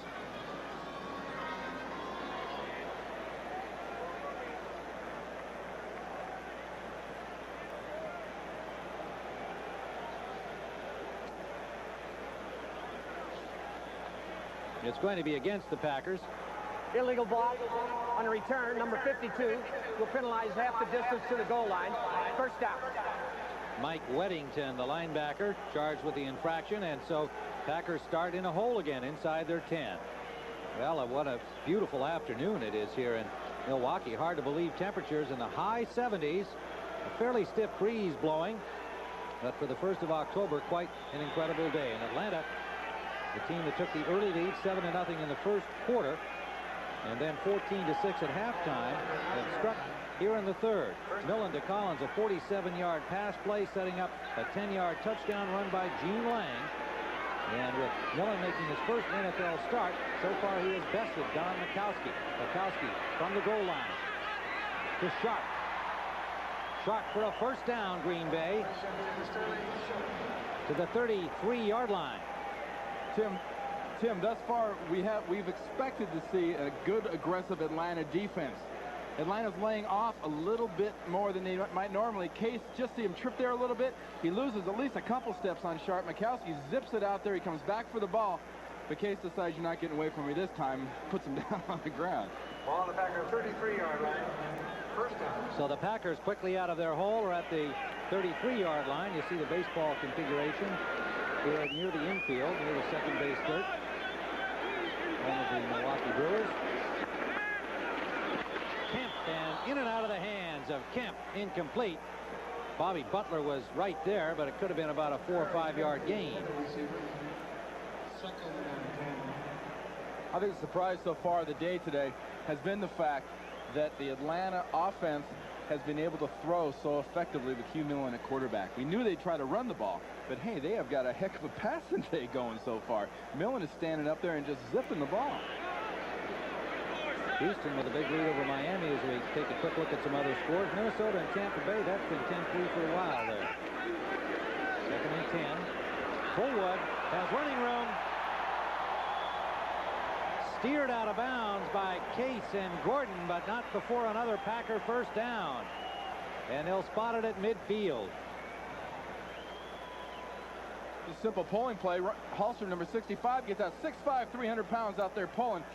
I guarantee you one thing. Brown cannot see that running back behind Hallstrom at that size. And Fullwood just goes up through the hole, and he's got the speed to get out there past the linebacker. 17-yard pickup. Ball on the 50. Buffalo's widen its lead over New England. And the Jets and Indianapolis in a tight one. First down, Green Bay. Draw play, Fullwood. Casillas all over him. Holds him to about a yard. An important drive, Randy, for Green Bay here. And likewise for Atlanta, not to let the Packers suddenly get that second half momentum going. Atlanta with a big lead, 21-6. Last week the Rams relaxed on defense.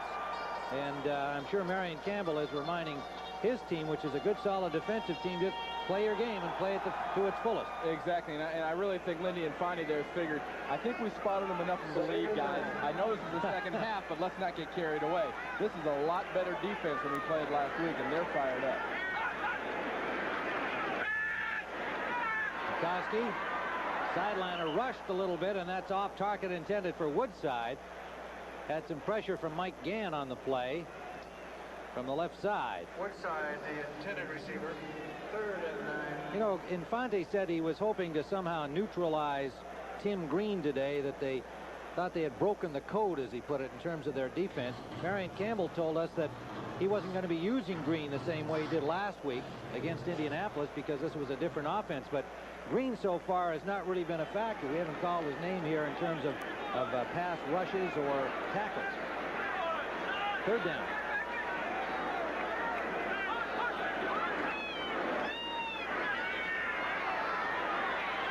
Broken up. Diving attempt by Charles Dimry, number 22, batted the ball away. Dimry, the nickelback from Nevada, Las Vegas. Intended receiver. 4th down for 17. Don. Dimry comes up just as the ball arrives and becomes one with the wide receiver. You're seeing this in slow motion. You might say, hey, he got there early and hit him before the ball arrived. Great play there by number 22, Jimry. He came in there, and just as the ball was getting towards Query, made the contact and knocked the ball away. So the Packers are stopped again. Good defensive work by the Falcons, and Bracken will punt. Deion Sanders. And Heller is there to not Heller make it Clint Didier, number 80, there to make the tackle at the 25-yard line. And we'll be back.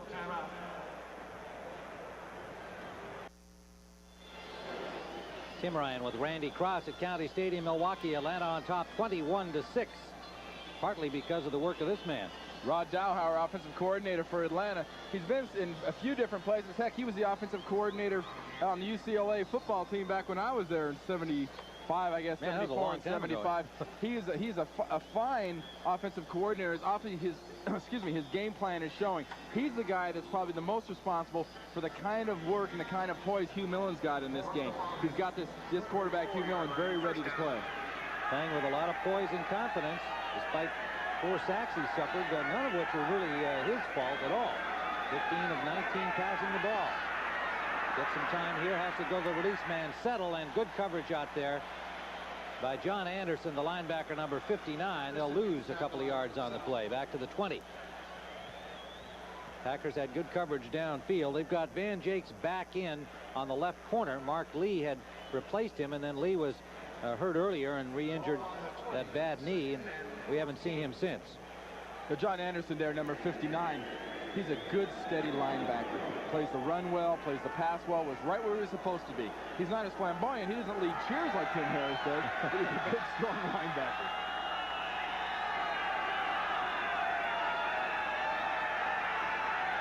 Millen flush. Settle gets away from Holland. John Settle all the way to the 41-yard line. Mark Murphy tripped him up, and had he not, he would have been in the end zone. 33-yard play. Nearly stopped again right at the line of scrimmage. To this point, it looks like the Green Bay Packers might have read these statistics that said the Atlanta Falcons didn't have a very good offense. Nice move, little spin, little jump out of that one. He throws the ball, Settles, go, here, you can do it. Little spin on his avoids that tackle, sees the open inside, and then turns on the speed. And Mark Murphy comes over and saves a touchdown for the Packers. That was Johnny Holland he victimized with that first fancy move, number 50. First down Atlanta in Packer territory.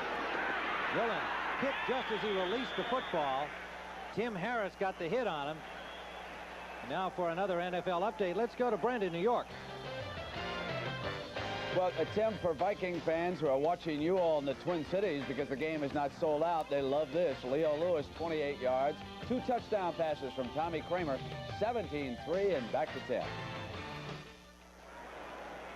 So the Vikings looking a little more back on track on top of Tampa Bay. Bucks coming off there, a happy victory last week. Second down. Atlanta in Packer territory at the 47-yard line.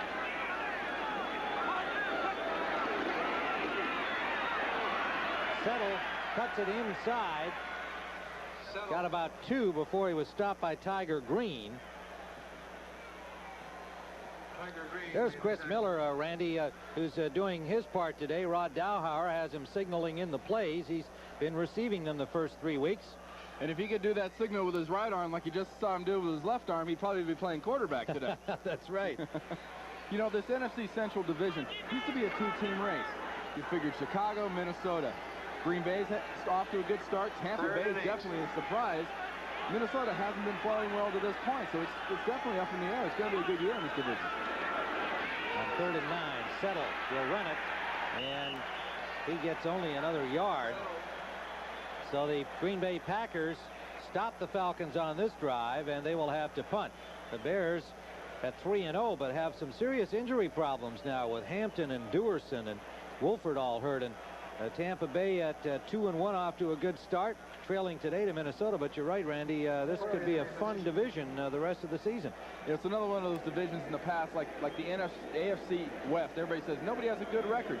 teams in the Central Division used to be 9-7, 10-6. Everybody said it must not be a strong division. It's plenty strong. These guys go out and play physical football. That's why they beat each other up so much.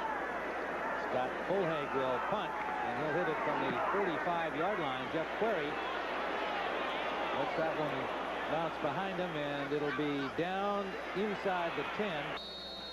They'll spot it at about the 9-yard line. 34-yard punt. 34-yard punt. Tim Ryan and Randy Cross here at County Stadium, Milwaukee. Atlanta on top 21-6. Next Saturday, college football from Death Valley, Virginia and Clemson. You been down there, Randy? I've never been there, but I've played with guys like Dwight Clark and Jim Stuckey who played down in Death Valley. I could never be that intimidated, though, by a stadium where you go and you pet the home team pets a rock at the top of the stairs there before they go down on the field. What's the deal on that little stone that everybody rubs their hand on and they go down on the field? That must be the biggest pet rock in the country. Well, it's been working for Clemson. They're 4-1. Virginia's also 4-1. Should be fine. Mikowski deep downfield, a flag down intended for Kemp to pass out of bounds.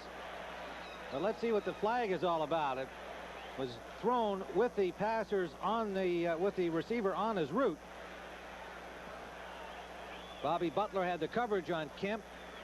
Might have got a little bump in early, would be considering where they threw that flag. Illegal contact. Defense, number 23. 5 yards. First down. 5-yard penalty against Butler for the illegal contact. And a first down for Green Bay.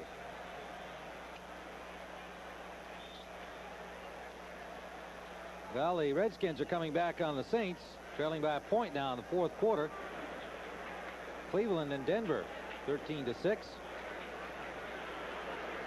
And Pittsburgh ahead of the Lions, 10-3. There's that Minnesota-Tampa Bay score.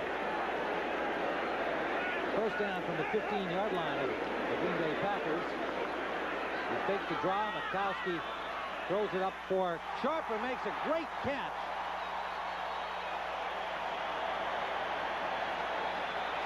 First down, Green Bay to the 46 of Atlanta.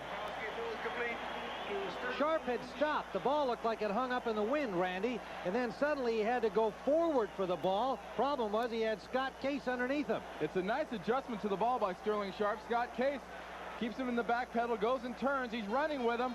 I think if it wasn't being thrown into the wind, see, Case loses him a little bit there and slips and falls. Great adjustment there. By Sterling Sharp. I think the key there was he had to step on Case. If Mikowski hadn't been throwing the ball into this wind, he might have been able to hit Sterling Sharp in stride. 4 catches today for Sharp, up to 78 yards. And they're in Atlanta territory, but a timeout call by Green Bay.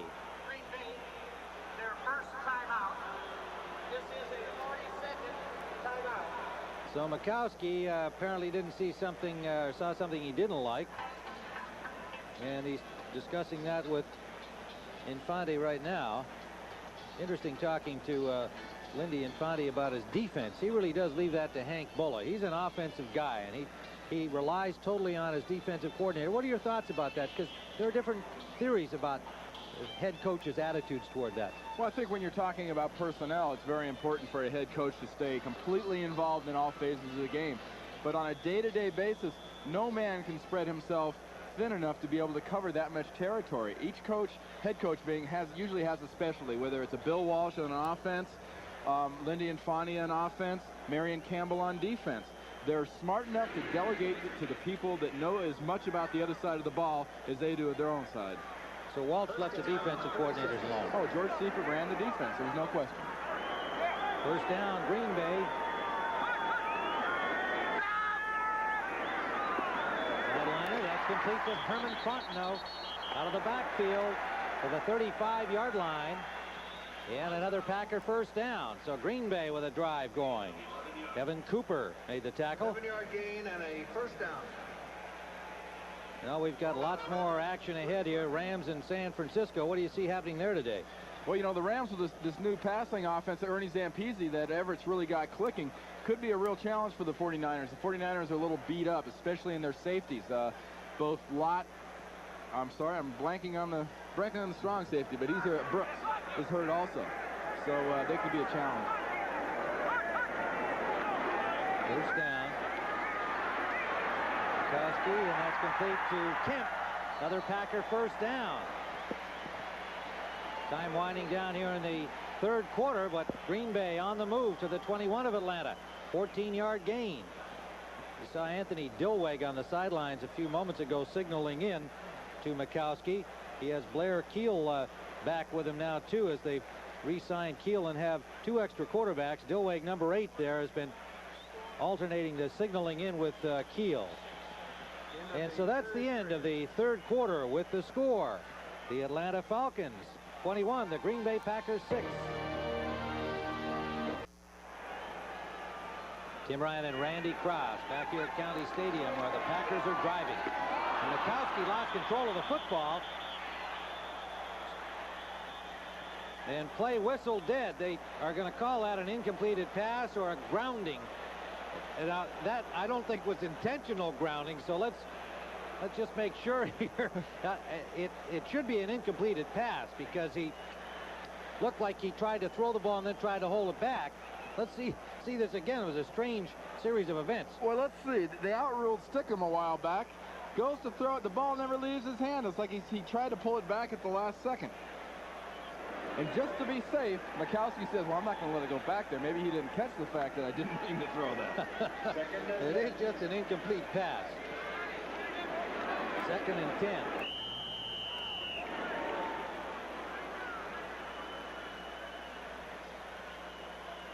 Well, now it looks like they're going to reconsider that play, perhaps. Let's see. Dick Hantak, the referee, is a discussion with Mikowski. I wonder if they're asking his opinion here. Do you suppose they're saying, hey, were you trying to throw that ball? Or I highly doubt it. The only thing you usually hear from a referee is stand back, stand back. Well, the replay booth is going to get involved here. Bill Swanson, replay official today, and I mean, it appeared to me that he did try to pull it back. Clock to 10 seconds, please. It did turn into a incompleted pass. Well, here it is again. Goes to throw it. It's hard to see whether he just decided not to, because it looked like he still had every intent of throwing it. After further review, play stays as called incomplete pass. 2nd down. Well, that'd certainly fall into the inconclusive category, because how could you possibly know for sure? Taking a look at that. They're only going to have 10 seconds to get this play off here because of the review. 2nd and 10.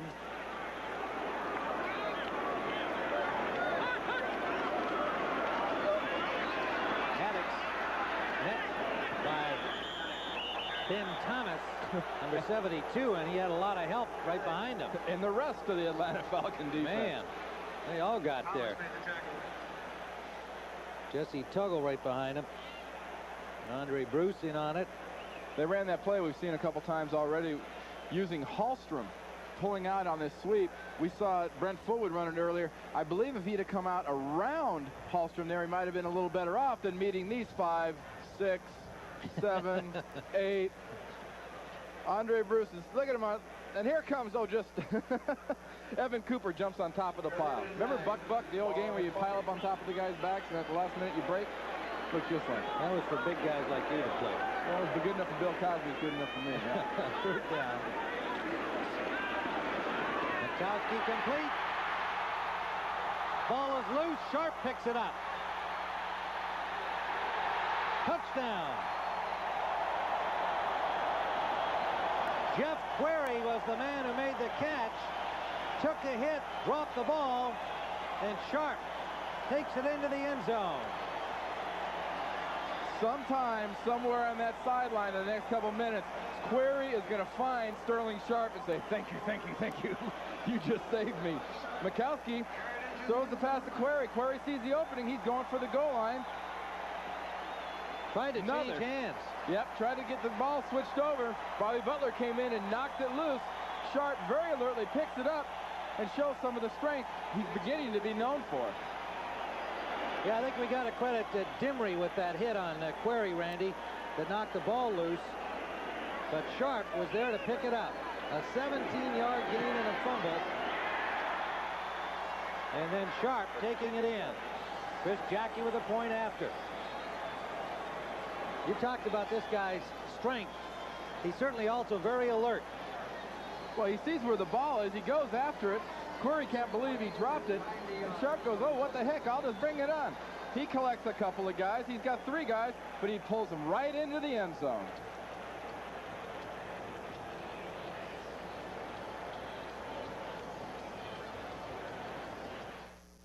This NFL game summary is sponsored by Levi's 506 jeans. Cut a little fuller in the thigh for extra comfort.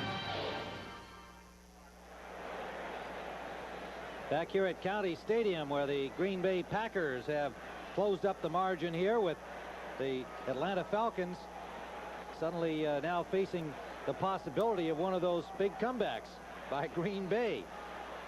21-13, the Falcons lead it. Hugh Millen has had himself a fine day in relief of Chris Miller, but suddenly Magic Mikowski gets it going again. I'd say the Green Bay defense has to prove right now that they can stop this Atlanta offense. They've been cheerleading, they've had a few sacks, but as of late, they have not done much against this Atlanta offense.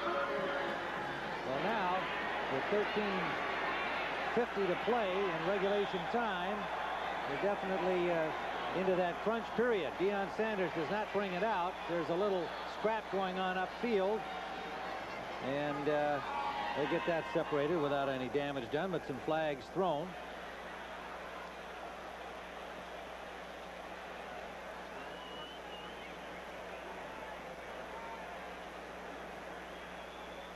Now, my guess is we get offsetting personal fouls. The dreaded offsetting foul. And nothing more will happen, and they'll start playing from the 20. The only purpose that always seems to serve is it gets the referee on TV. That's about it. Oh. Dick Hantak is the man this time. Personal foul. Kicking team. Personal foul. Receiving team. Penalties are offset. First down. Let's have one more look at that touchdown by Sterling Sharp. Mikowski, good protection, throws the ball. Query has every intent in the world of coming in here and scoring. He figures it's wide open. Dimmery comes in, causes the fumble. Sterling Sharp's the man on the spot. Collects a few defenders, drags them into the end zone. On first down, Settle from Millen. Settle. And another flag thrown here. So tempers starting to get a little frayed. Fralick involved in, not Fralick, Bob Nelson involved in it for the Packers, and it might have been Fralick on the other side of the ball. We'll wait and see how this one sorts out. Personal foul. Defense 79. Personal foul. Offense 79. Penalties are offset. Was Fralick. Hey, guess what? The penalties are offset. Pair of 79s didn't like each other's number. County Stadium in Milwaukee is the scene here on a bright sunny afternoon that could be summertime. Still in the 70s here on the 1st of October, and Green Bay coming back on Atlanta 21-13, but it is Atlanta ball. 2nd and 5 from their 25.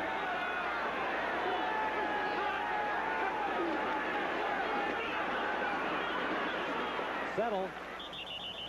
Met by the nose man, Nelson. Be careful, Mr. Nelson. That's a way to get another penalty on it. Got maybe 3 on the play. Did Settle. Now they're going to call it a 4-yard pickup. It'll leave 3rd and a long 1 for Atlanta. That brings in Ralph Norwood, number 73. He's an extra blocker on the short yardage situation, and Guy Bingham also comes in, and they give extra blocking here on the 3rd and short.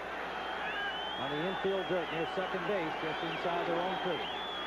Settle. And the Packers jam him up. He didn't get there. So a fired up Packer defensive front with help from the linebackers in the secondary. Everybody flowing to the ball. Let's see how they mark it. Tim Harris concerned that they might turn that into a first down with the spot of the ball. It will be close here, and probably will require a measurement.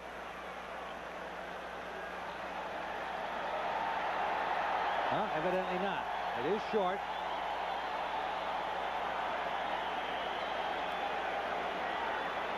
And Atlanta will punt.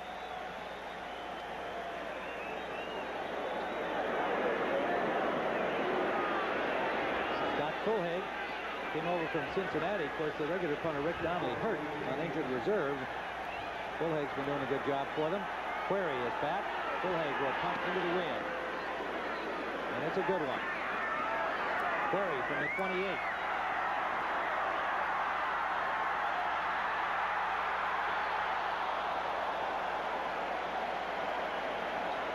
Got out to the 34-yard line. An adventuresome run for the rookie Jeff Query. Stopped by Jones. We'll be back. Tim Ryan with Randy Cross. 21-13 Atlanta lead, and the Falcons, no doubt, along with 54,000 fans in a sellout crowd, thinking about the comeback kids. Here's what's happened in the first 3 weeks for Green Bay. Now, they only have one victory to show for it, and that really is the bottom line. But they have really provided some entertainment in the second half in the first 3 weeks of this season. And now they're down 21-13. Mikowski, who is 15 of 30 on the day to this point, is 8 of 13 here in the second half so far. 11:40 to play.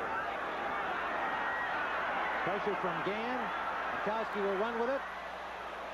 Tripped up by Rady and falls over the 40-yard line for a gain of about 8 or 9, and Mikowski a little slow to get up.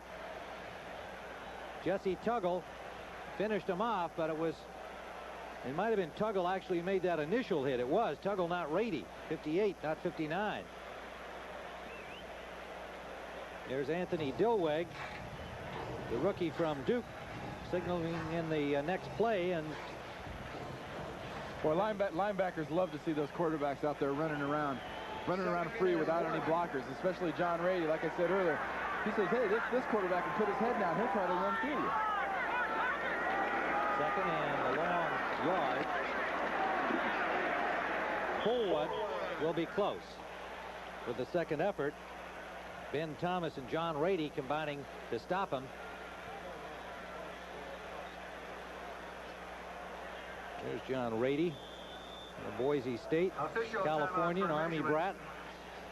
He was bothered the last week or so with a pinched nerve in his neck, but seems to have recovered quite finally from that. And they'll take a measurement on this one. Rady's one of those guys that just looks like a linebacker, period. Oh, without a doubt. I mean, it was a pleasant surprise for me. It's the first time I've met him non-professionally. Every other time I'd met him, he'd had this funny little bar in front of his face. First down for the Packers. Yeah, he made it sound like you guys had about a draw over the career. I've never met anybody that played professional football that ever admitted to anything less. First down, Green Bay. 44-yard line. And we've got the Rams and Randy's old team, the 49ers, coming up. An important battle in the NFC West. First down. 49ers and the Rams both unbeaten at 3-0 in the early part of this season. Play action from Mikowski and off to Fullwood. Fullwood, about a 4-yard gain. Driven out by Gann and the linebacker Andre Bruce. 2nd and 5. Cleveland still leading Denver. Kansas City on top of Cincinnati.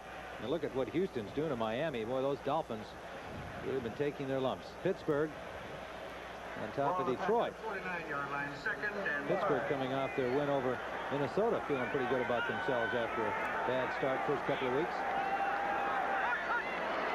2nd and 5. Reverse. Kemp gets a block.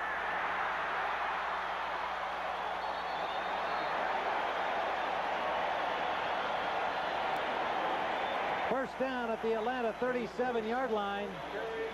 Clint Didier gave a nice block. Hey, and even the quarterback, Don Mikowski, got in there and tried to make a block. This is the play, the old counter play. Everybody goes one way. Gives it to the running back. Running back gives it to the wide receiver. We're going to see Mikowski. Look at him right there. Tries to get a block on Thomas. And right here, just gets a little speed working. Look at them trying to make moves on everybody, and they just barely get a hand on them and drag them out of bounds. 7-yard line, first down. So the Packers in Atlanta territory at the 37. Fontenot split wide to the right.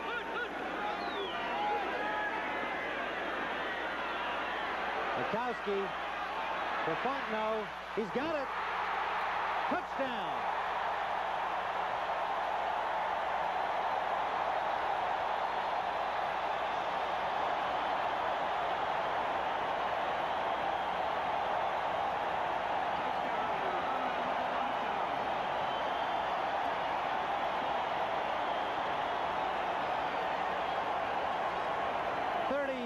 Yards.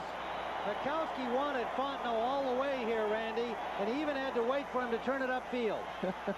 First, he had to get chased out of the pocket right here by Tim Green. Throws this one. I know he wanted Fontenot, but boy, that's a dangerous pass. He's lucky Herman Fontenot went up there and fought for the ball and went down and came down and got it. Evan Cooper had the coverage. Yankee with a point after. Cooper never turned around. He never looked at Herman Fontenot at any time. We've got a one-point game. The Packers doing their second half thing. 9:44 to go in the fourth. Mikowski's getting chased out. Here, the ball's in the air. Evan Cooper turns around. Then he doesn't turn back around. He doesn't know where the ball is. Fontenot's the only guy looking at it. Makes a nice catch and stumbles into the end zone. So it is 21-20. Lots of time left in the fourth. But most of the fans who came here to make a sellout in Milwaukee came today after the excitement provided by the Packers, even in the losing causes, particularly against the Rams last week. And you saw Herman Fontenot there. What's your reward for making a great play and scoring the touchdown and putting 1 point behind? You get to go cover a kickoff, Herman. That's what you get to do. All-purpose guy. Brought over to Green Bay by Lindy Infante, who had him in Cleveland and knew he was a quality player. Green Bay does have the magic touch here in the third and fourth quarter. Magic Mikowski at work again, so it's up to the Atlanta Falcons to shut this down, have a good offensive series of their own with Hugh Millen, who's been playing a fine game to this point. Now has got to finish it off for Atlanta.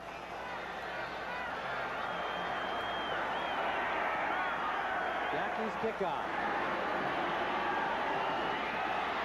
Deion Sanders. Prime time trying to get loose, and he's moving.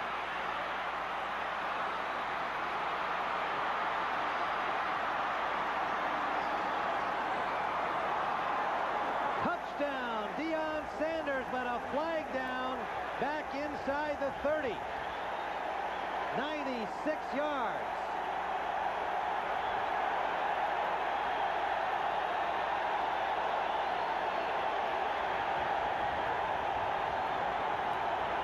They'll bring it back.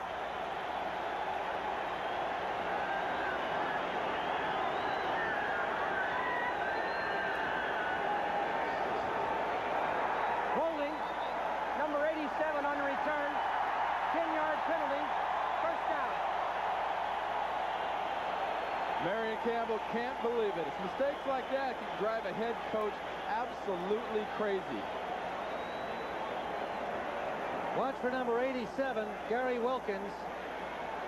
Not sure we'll see that in the picture, but we'll see a beautiful run again. From this point on, right here, it is all, let's have a race to the end zone. And I don't think there's anybody on either one of these teams that's going to keep up with Deion Sanders in a flat sprint like that. So Atlanta will have to start back at their 18. Millen complete to Keith Jones for a first down. Falcons to the 29-yard line. Jones on the reception. You know, Tim, when you think about it, Mike Ken made a comment to us yesterday talking about how happy they were with the execution and the grasp of the offense so far that their offense has. He goes, this time last year, we didn't understand this offense quite as well as we do now. We're very, very confident in running it, and it's certainly starting to show today. Well, and they had Hugh Millen through the entire training camp this year, too, so even though he hasn't been the starter, he knows it. Pass intended for Collins, incomplete.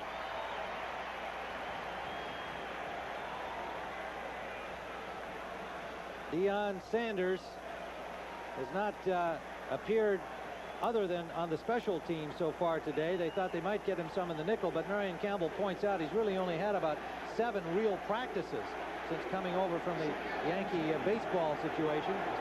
And they obviously plan on him playing a lot, but he's just not ready to be in that defensive secondary full time. They'll start him as a nickelback when they break him in. D. Millen on second down to the sideline, incomplete. Intended for Haynes, out of bounds. Haynes, the intended receiver. 3rd and 10.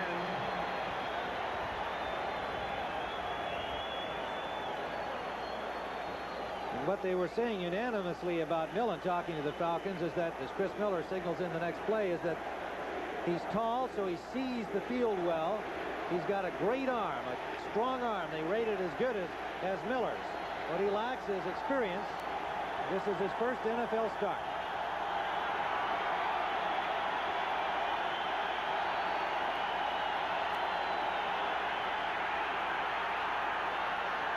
Collins cannot hold on. Double coverage there. Murphy and Van Jakes.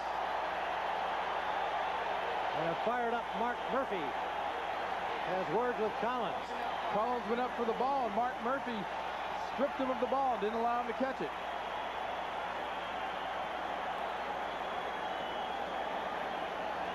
So the Packer defense does the job. Scott Fulhag will punt. His 6th of the day.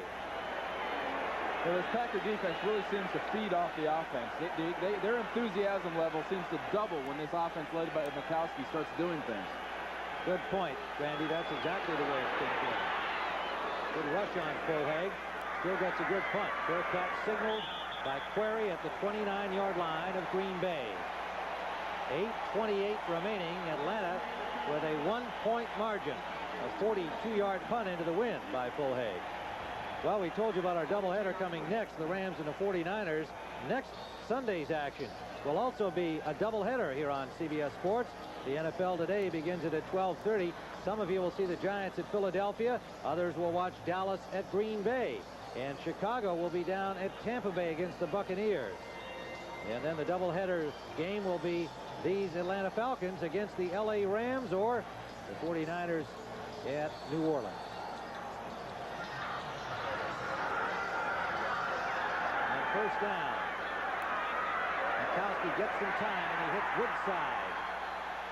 Dropped by Jesse Tuggle after a gain of 7, maybe 8.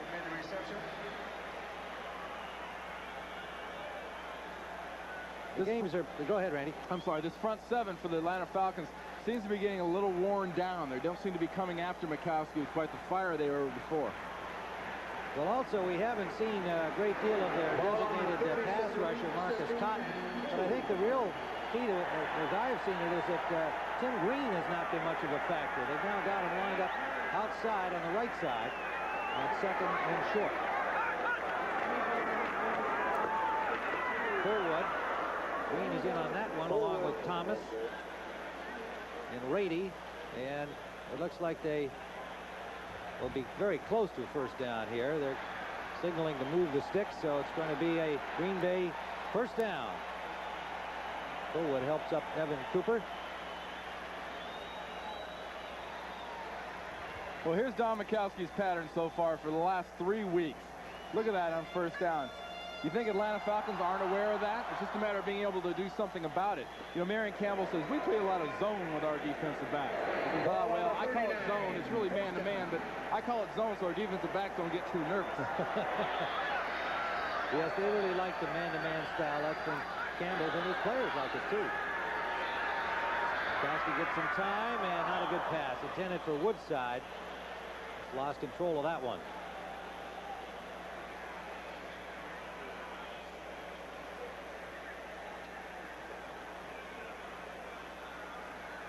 Gilweg signaling in the next play. And Washington has moved in front of New Orleans in the 4th quarter by 2. Cleveland, Denver, that's a low-scoring battle there. Cincinnati now on top of Kansas City. Houston continues to hold a big margin over Miami. 2nd down. Woodside moves wide right.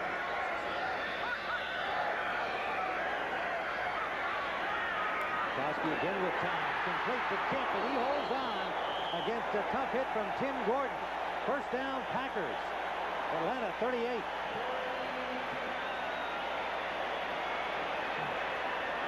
From an end zone view here, we'll see Kemp will be coming out of the left. And Tim Gordon, after Kemp catches this ball, look at Gordon. He's zero ins on him right now. He knows he's going to hit him. Bam! And he lands in the infield too. That makes it even worse. 38-yard line. First down. Yeah, he'll come up with some dirt underneath his fingernails from that one. And in his ears and in his hair. First down, then set back. They give it to Fullwood. Fullwood for about 7 yards. Rady on the stop.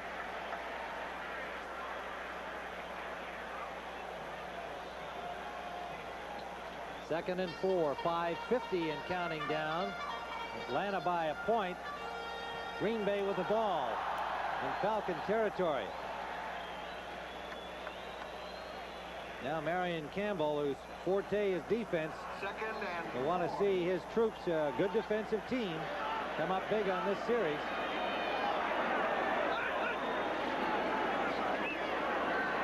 Woodside. Looks like a first down. Rady on the tackle.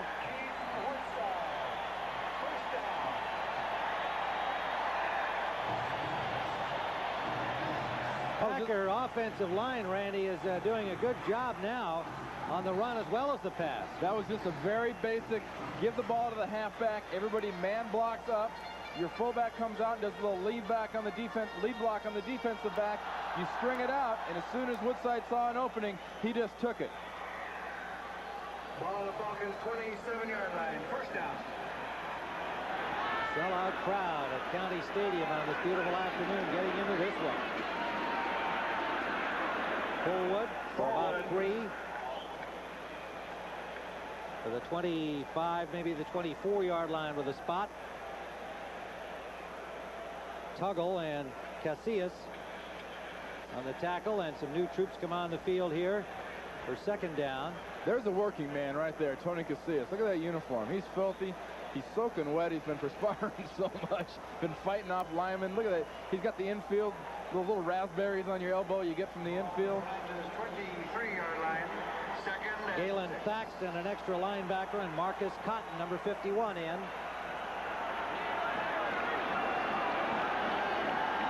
Defensively for Atlanta. Pressure on Mikowski, gets it off, and that one is out of bounds, flag down. Mikowski throwing that one away. Maybe an interference call against Atlanta.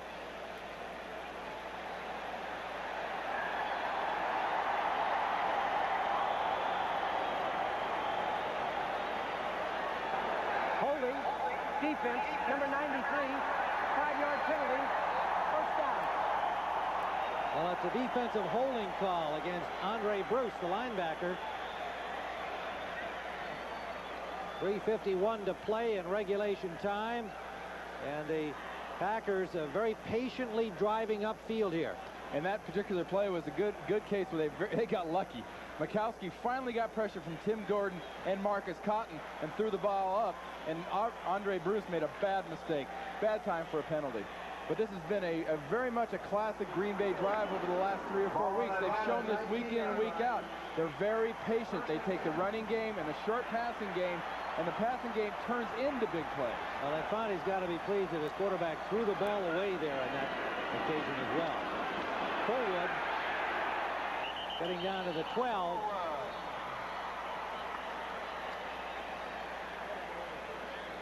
Tim Green and Jesse Tuggle stopping him, but not before a gain of about 3, maybe 4 yards.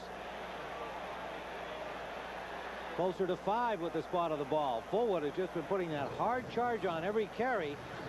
So even when he looks like he's getting maybe 3 or 4, he's getting 1 more than you think. He's now got 78 yards on 18 carries. Last week, Fullwood had 52 against the Rams.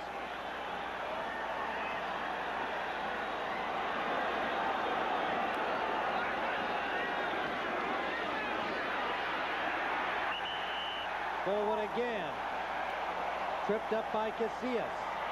But a Packer first down inside the 10.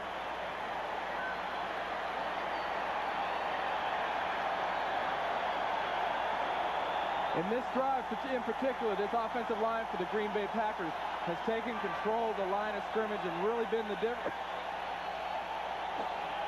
They've really been the difference. Forward finally gets a breather here. I'm sure he'd just soon stay out there. They're getting down to that goal line territory. We saw a quick shot there of Chris Jackie, the kicker. He's rooting for a touchdown here.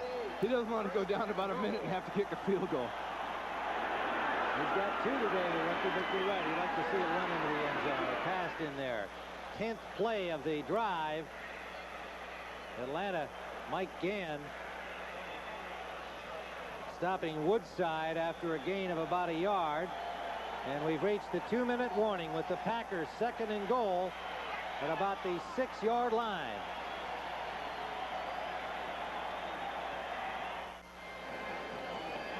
Milwaukee County Stadium, 2 minutes to play, regulation time. Atlanta by 1. Green Bay with 2 timeouts remaining. Atlanta has all of theirs. Marion Campbell has got to come up with some defensive magic on the part of his team. It is 2nd down and goal. The ball is just outside the 7-yard line of Atlanta. 2nd and 7. Michael Haddix is in the Green Bay backfield with Woodside. That's Woodside shifting to the tailback position. Woodside running inside. Nowhere. Maybe a yard. Woodside. Ben Thomas. The initial contact. Number 72. And Atlanta has taken a timeout. They will have 2 more. Mikowski will talk to Infante. 1:53 to play. We'll be back in a moment.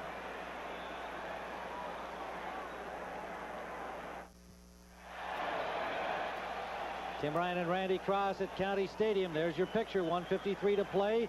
Green Bay trailing by a point. They have a 3rd and goal. The ball just outside the 5. They have brought in Tony Mandarich at right tackle, number 77, and James Campen, an offensive lineman, will be out at the end position as an extra blocker, number 63. There's Mandarich. Whittier lines up on the wing outside of Campen. Mikowski rolling. Slides into the 4. They wanted to throw the ball there, I think, Randy, on that little rollout. But Mikowski either didn't see anybody open or played it safe to give themselves a shot at the field goal with 1:45 still to play. That's right. He had a lead blocker out in front of him, and he was just running a little bootleg, and he was dragging the tight end deep into the corner. He wanted to flip it over the linebacker's head, but it was well covered by the Atlanta defense. So Atlanta has 1 more timeout. The ball is inside the 5-yard line now, so Mikowski just got about a yard. But I would imagine that Infante said, look, don't throw that ball unless the guy is absolutely clear for you. Oh, exactly. I mean, unless it's everybody else, unless you see 11 guys fall on their faces and your guy's the only guy standing, don't you dare throw that ball. Now we're going to see a kick here by Chris Jackie, and the unique situation here. We talk about the linebacker. I mean, the infield here. He starts on the dirt, and the ball is going to be placed right in between the dirt and the grass. 22-yarder for Jackie. No sweat for the rookie. Green Bay on top.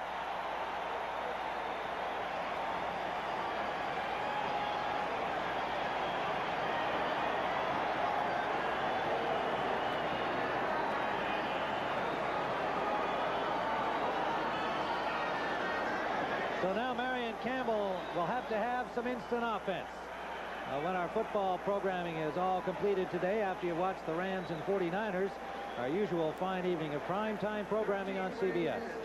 All he wanted was to put a couple of black kids on the neighborhood basketball team, but you don't do that in this neighborhood. That's tonight on CBS with 60 Minutes, followed by Murder, She Wrote, and the CBS Sunday movie, Night Walk, starring Robert Urich and Leslie Ann Downs. All ahead on CBS. Well, Hugh Millen wanted a little seasoning and he wanted a little experience. He's got it. He's got 1 minute and 42 seconds left, and he's got to take his team down for a field goal to win this game. Trying to become an exclamation point instead of a question mark. That's right. He wants to bend over, erase part of the upper part of that question mark and straighten the thing out. Well, those are his terms, and he is 19 of 27 when he gets the ball next. Jackie will kick it off. 276 yards and a touchdown, has not been intercepted. Good second 4 sacks, but we pointed out they have not been his fault. Deion Sanders will not bring it out. Jackie, with the wind behind him, really nailed that kickoff and did not give Sanders another opportunity. A 96-yard kickoff return by Sanders, brought back by an illegal block the last time he had a chance. Now it's up to Millen. It's up to Millen, and it's up to that offensive line to give him the protection, because with guys like Sean Collins, Stacey Bailey, Michael Haynes, Floyd Dixon, he's got the tools to do it. He's got the people at his disposal who can get out there and move him down the field.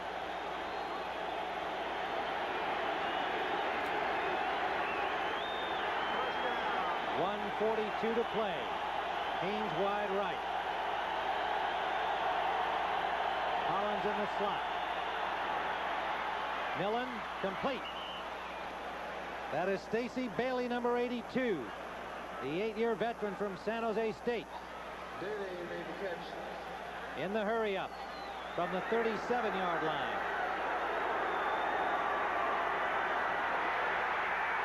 Harris on the quarterback, Millen.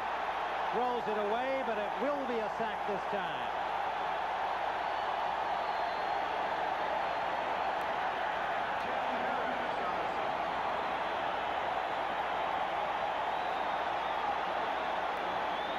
Atlanta timeout.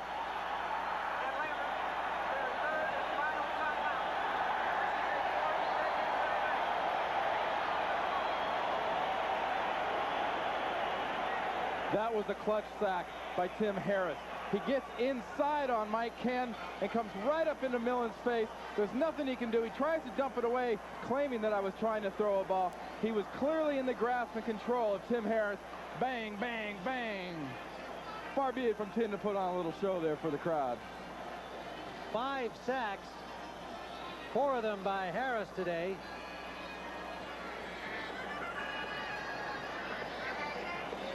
A flamboyant guy who can play a little bit of football. Atlanta's used their final timeout. Harris doing his cheerleading act now, and he gets the crowd involved.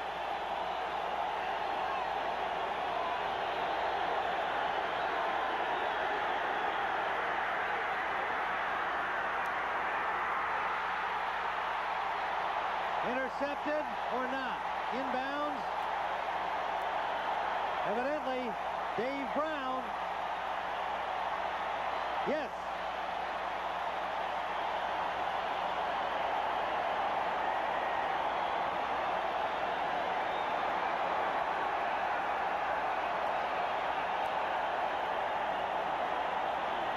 This is a pass where maybe that experience that Millen does not have comes to show. It's a touch thing, wants to dump it over the receiver. There's Dave Brown, 15 years in the NFL, perfect position, good coverage, has the ball. But did he have the ball long enough when he had 2 hands on it to get both feet in? Well, they rolled him inbounds. Interception by Brown. It was right there on the sideline. Another quick look at it. 1, and it looks like 2.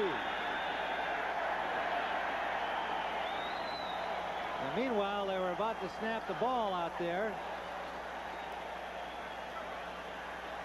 And maybe that replay has negated that next play in order to take a look at our replays, but we're not entirely sure here. 52 seconds remaining. Loss of a yard on the last play, which apparently is standing, so it's 2nd and 11.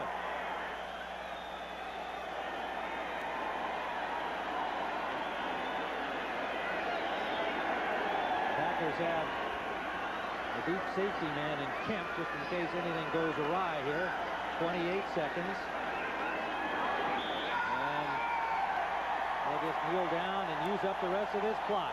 And they have just drenched Lindy and Fonte with whatever that stuff is in those big barrels over there. The Green Bay Packers will watch the clock wind down, and they have pulled off a second comeback victory.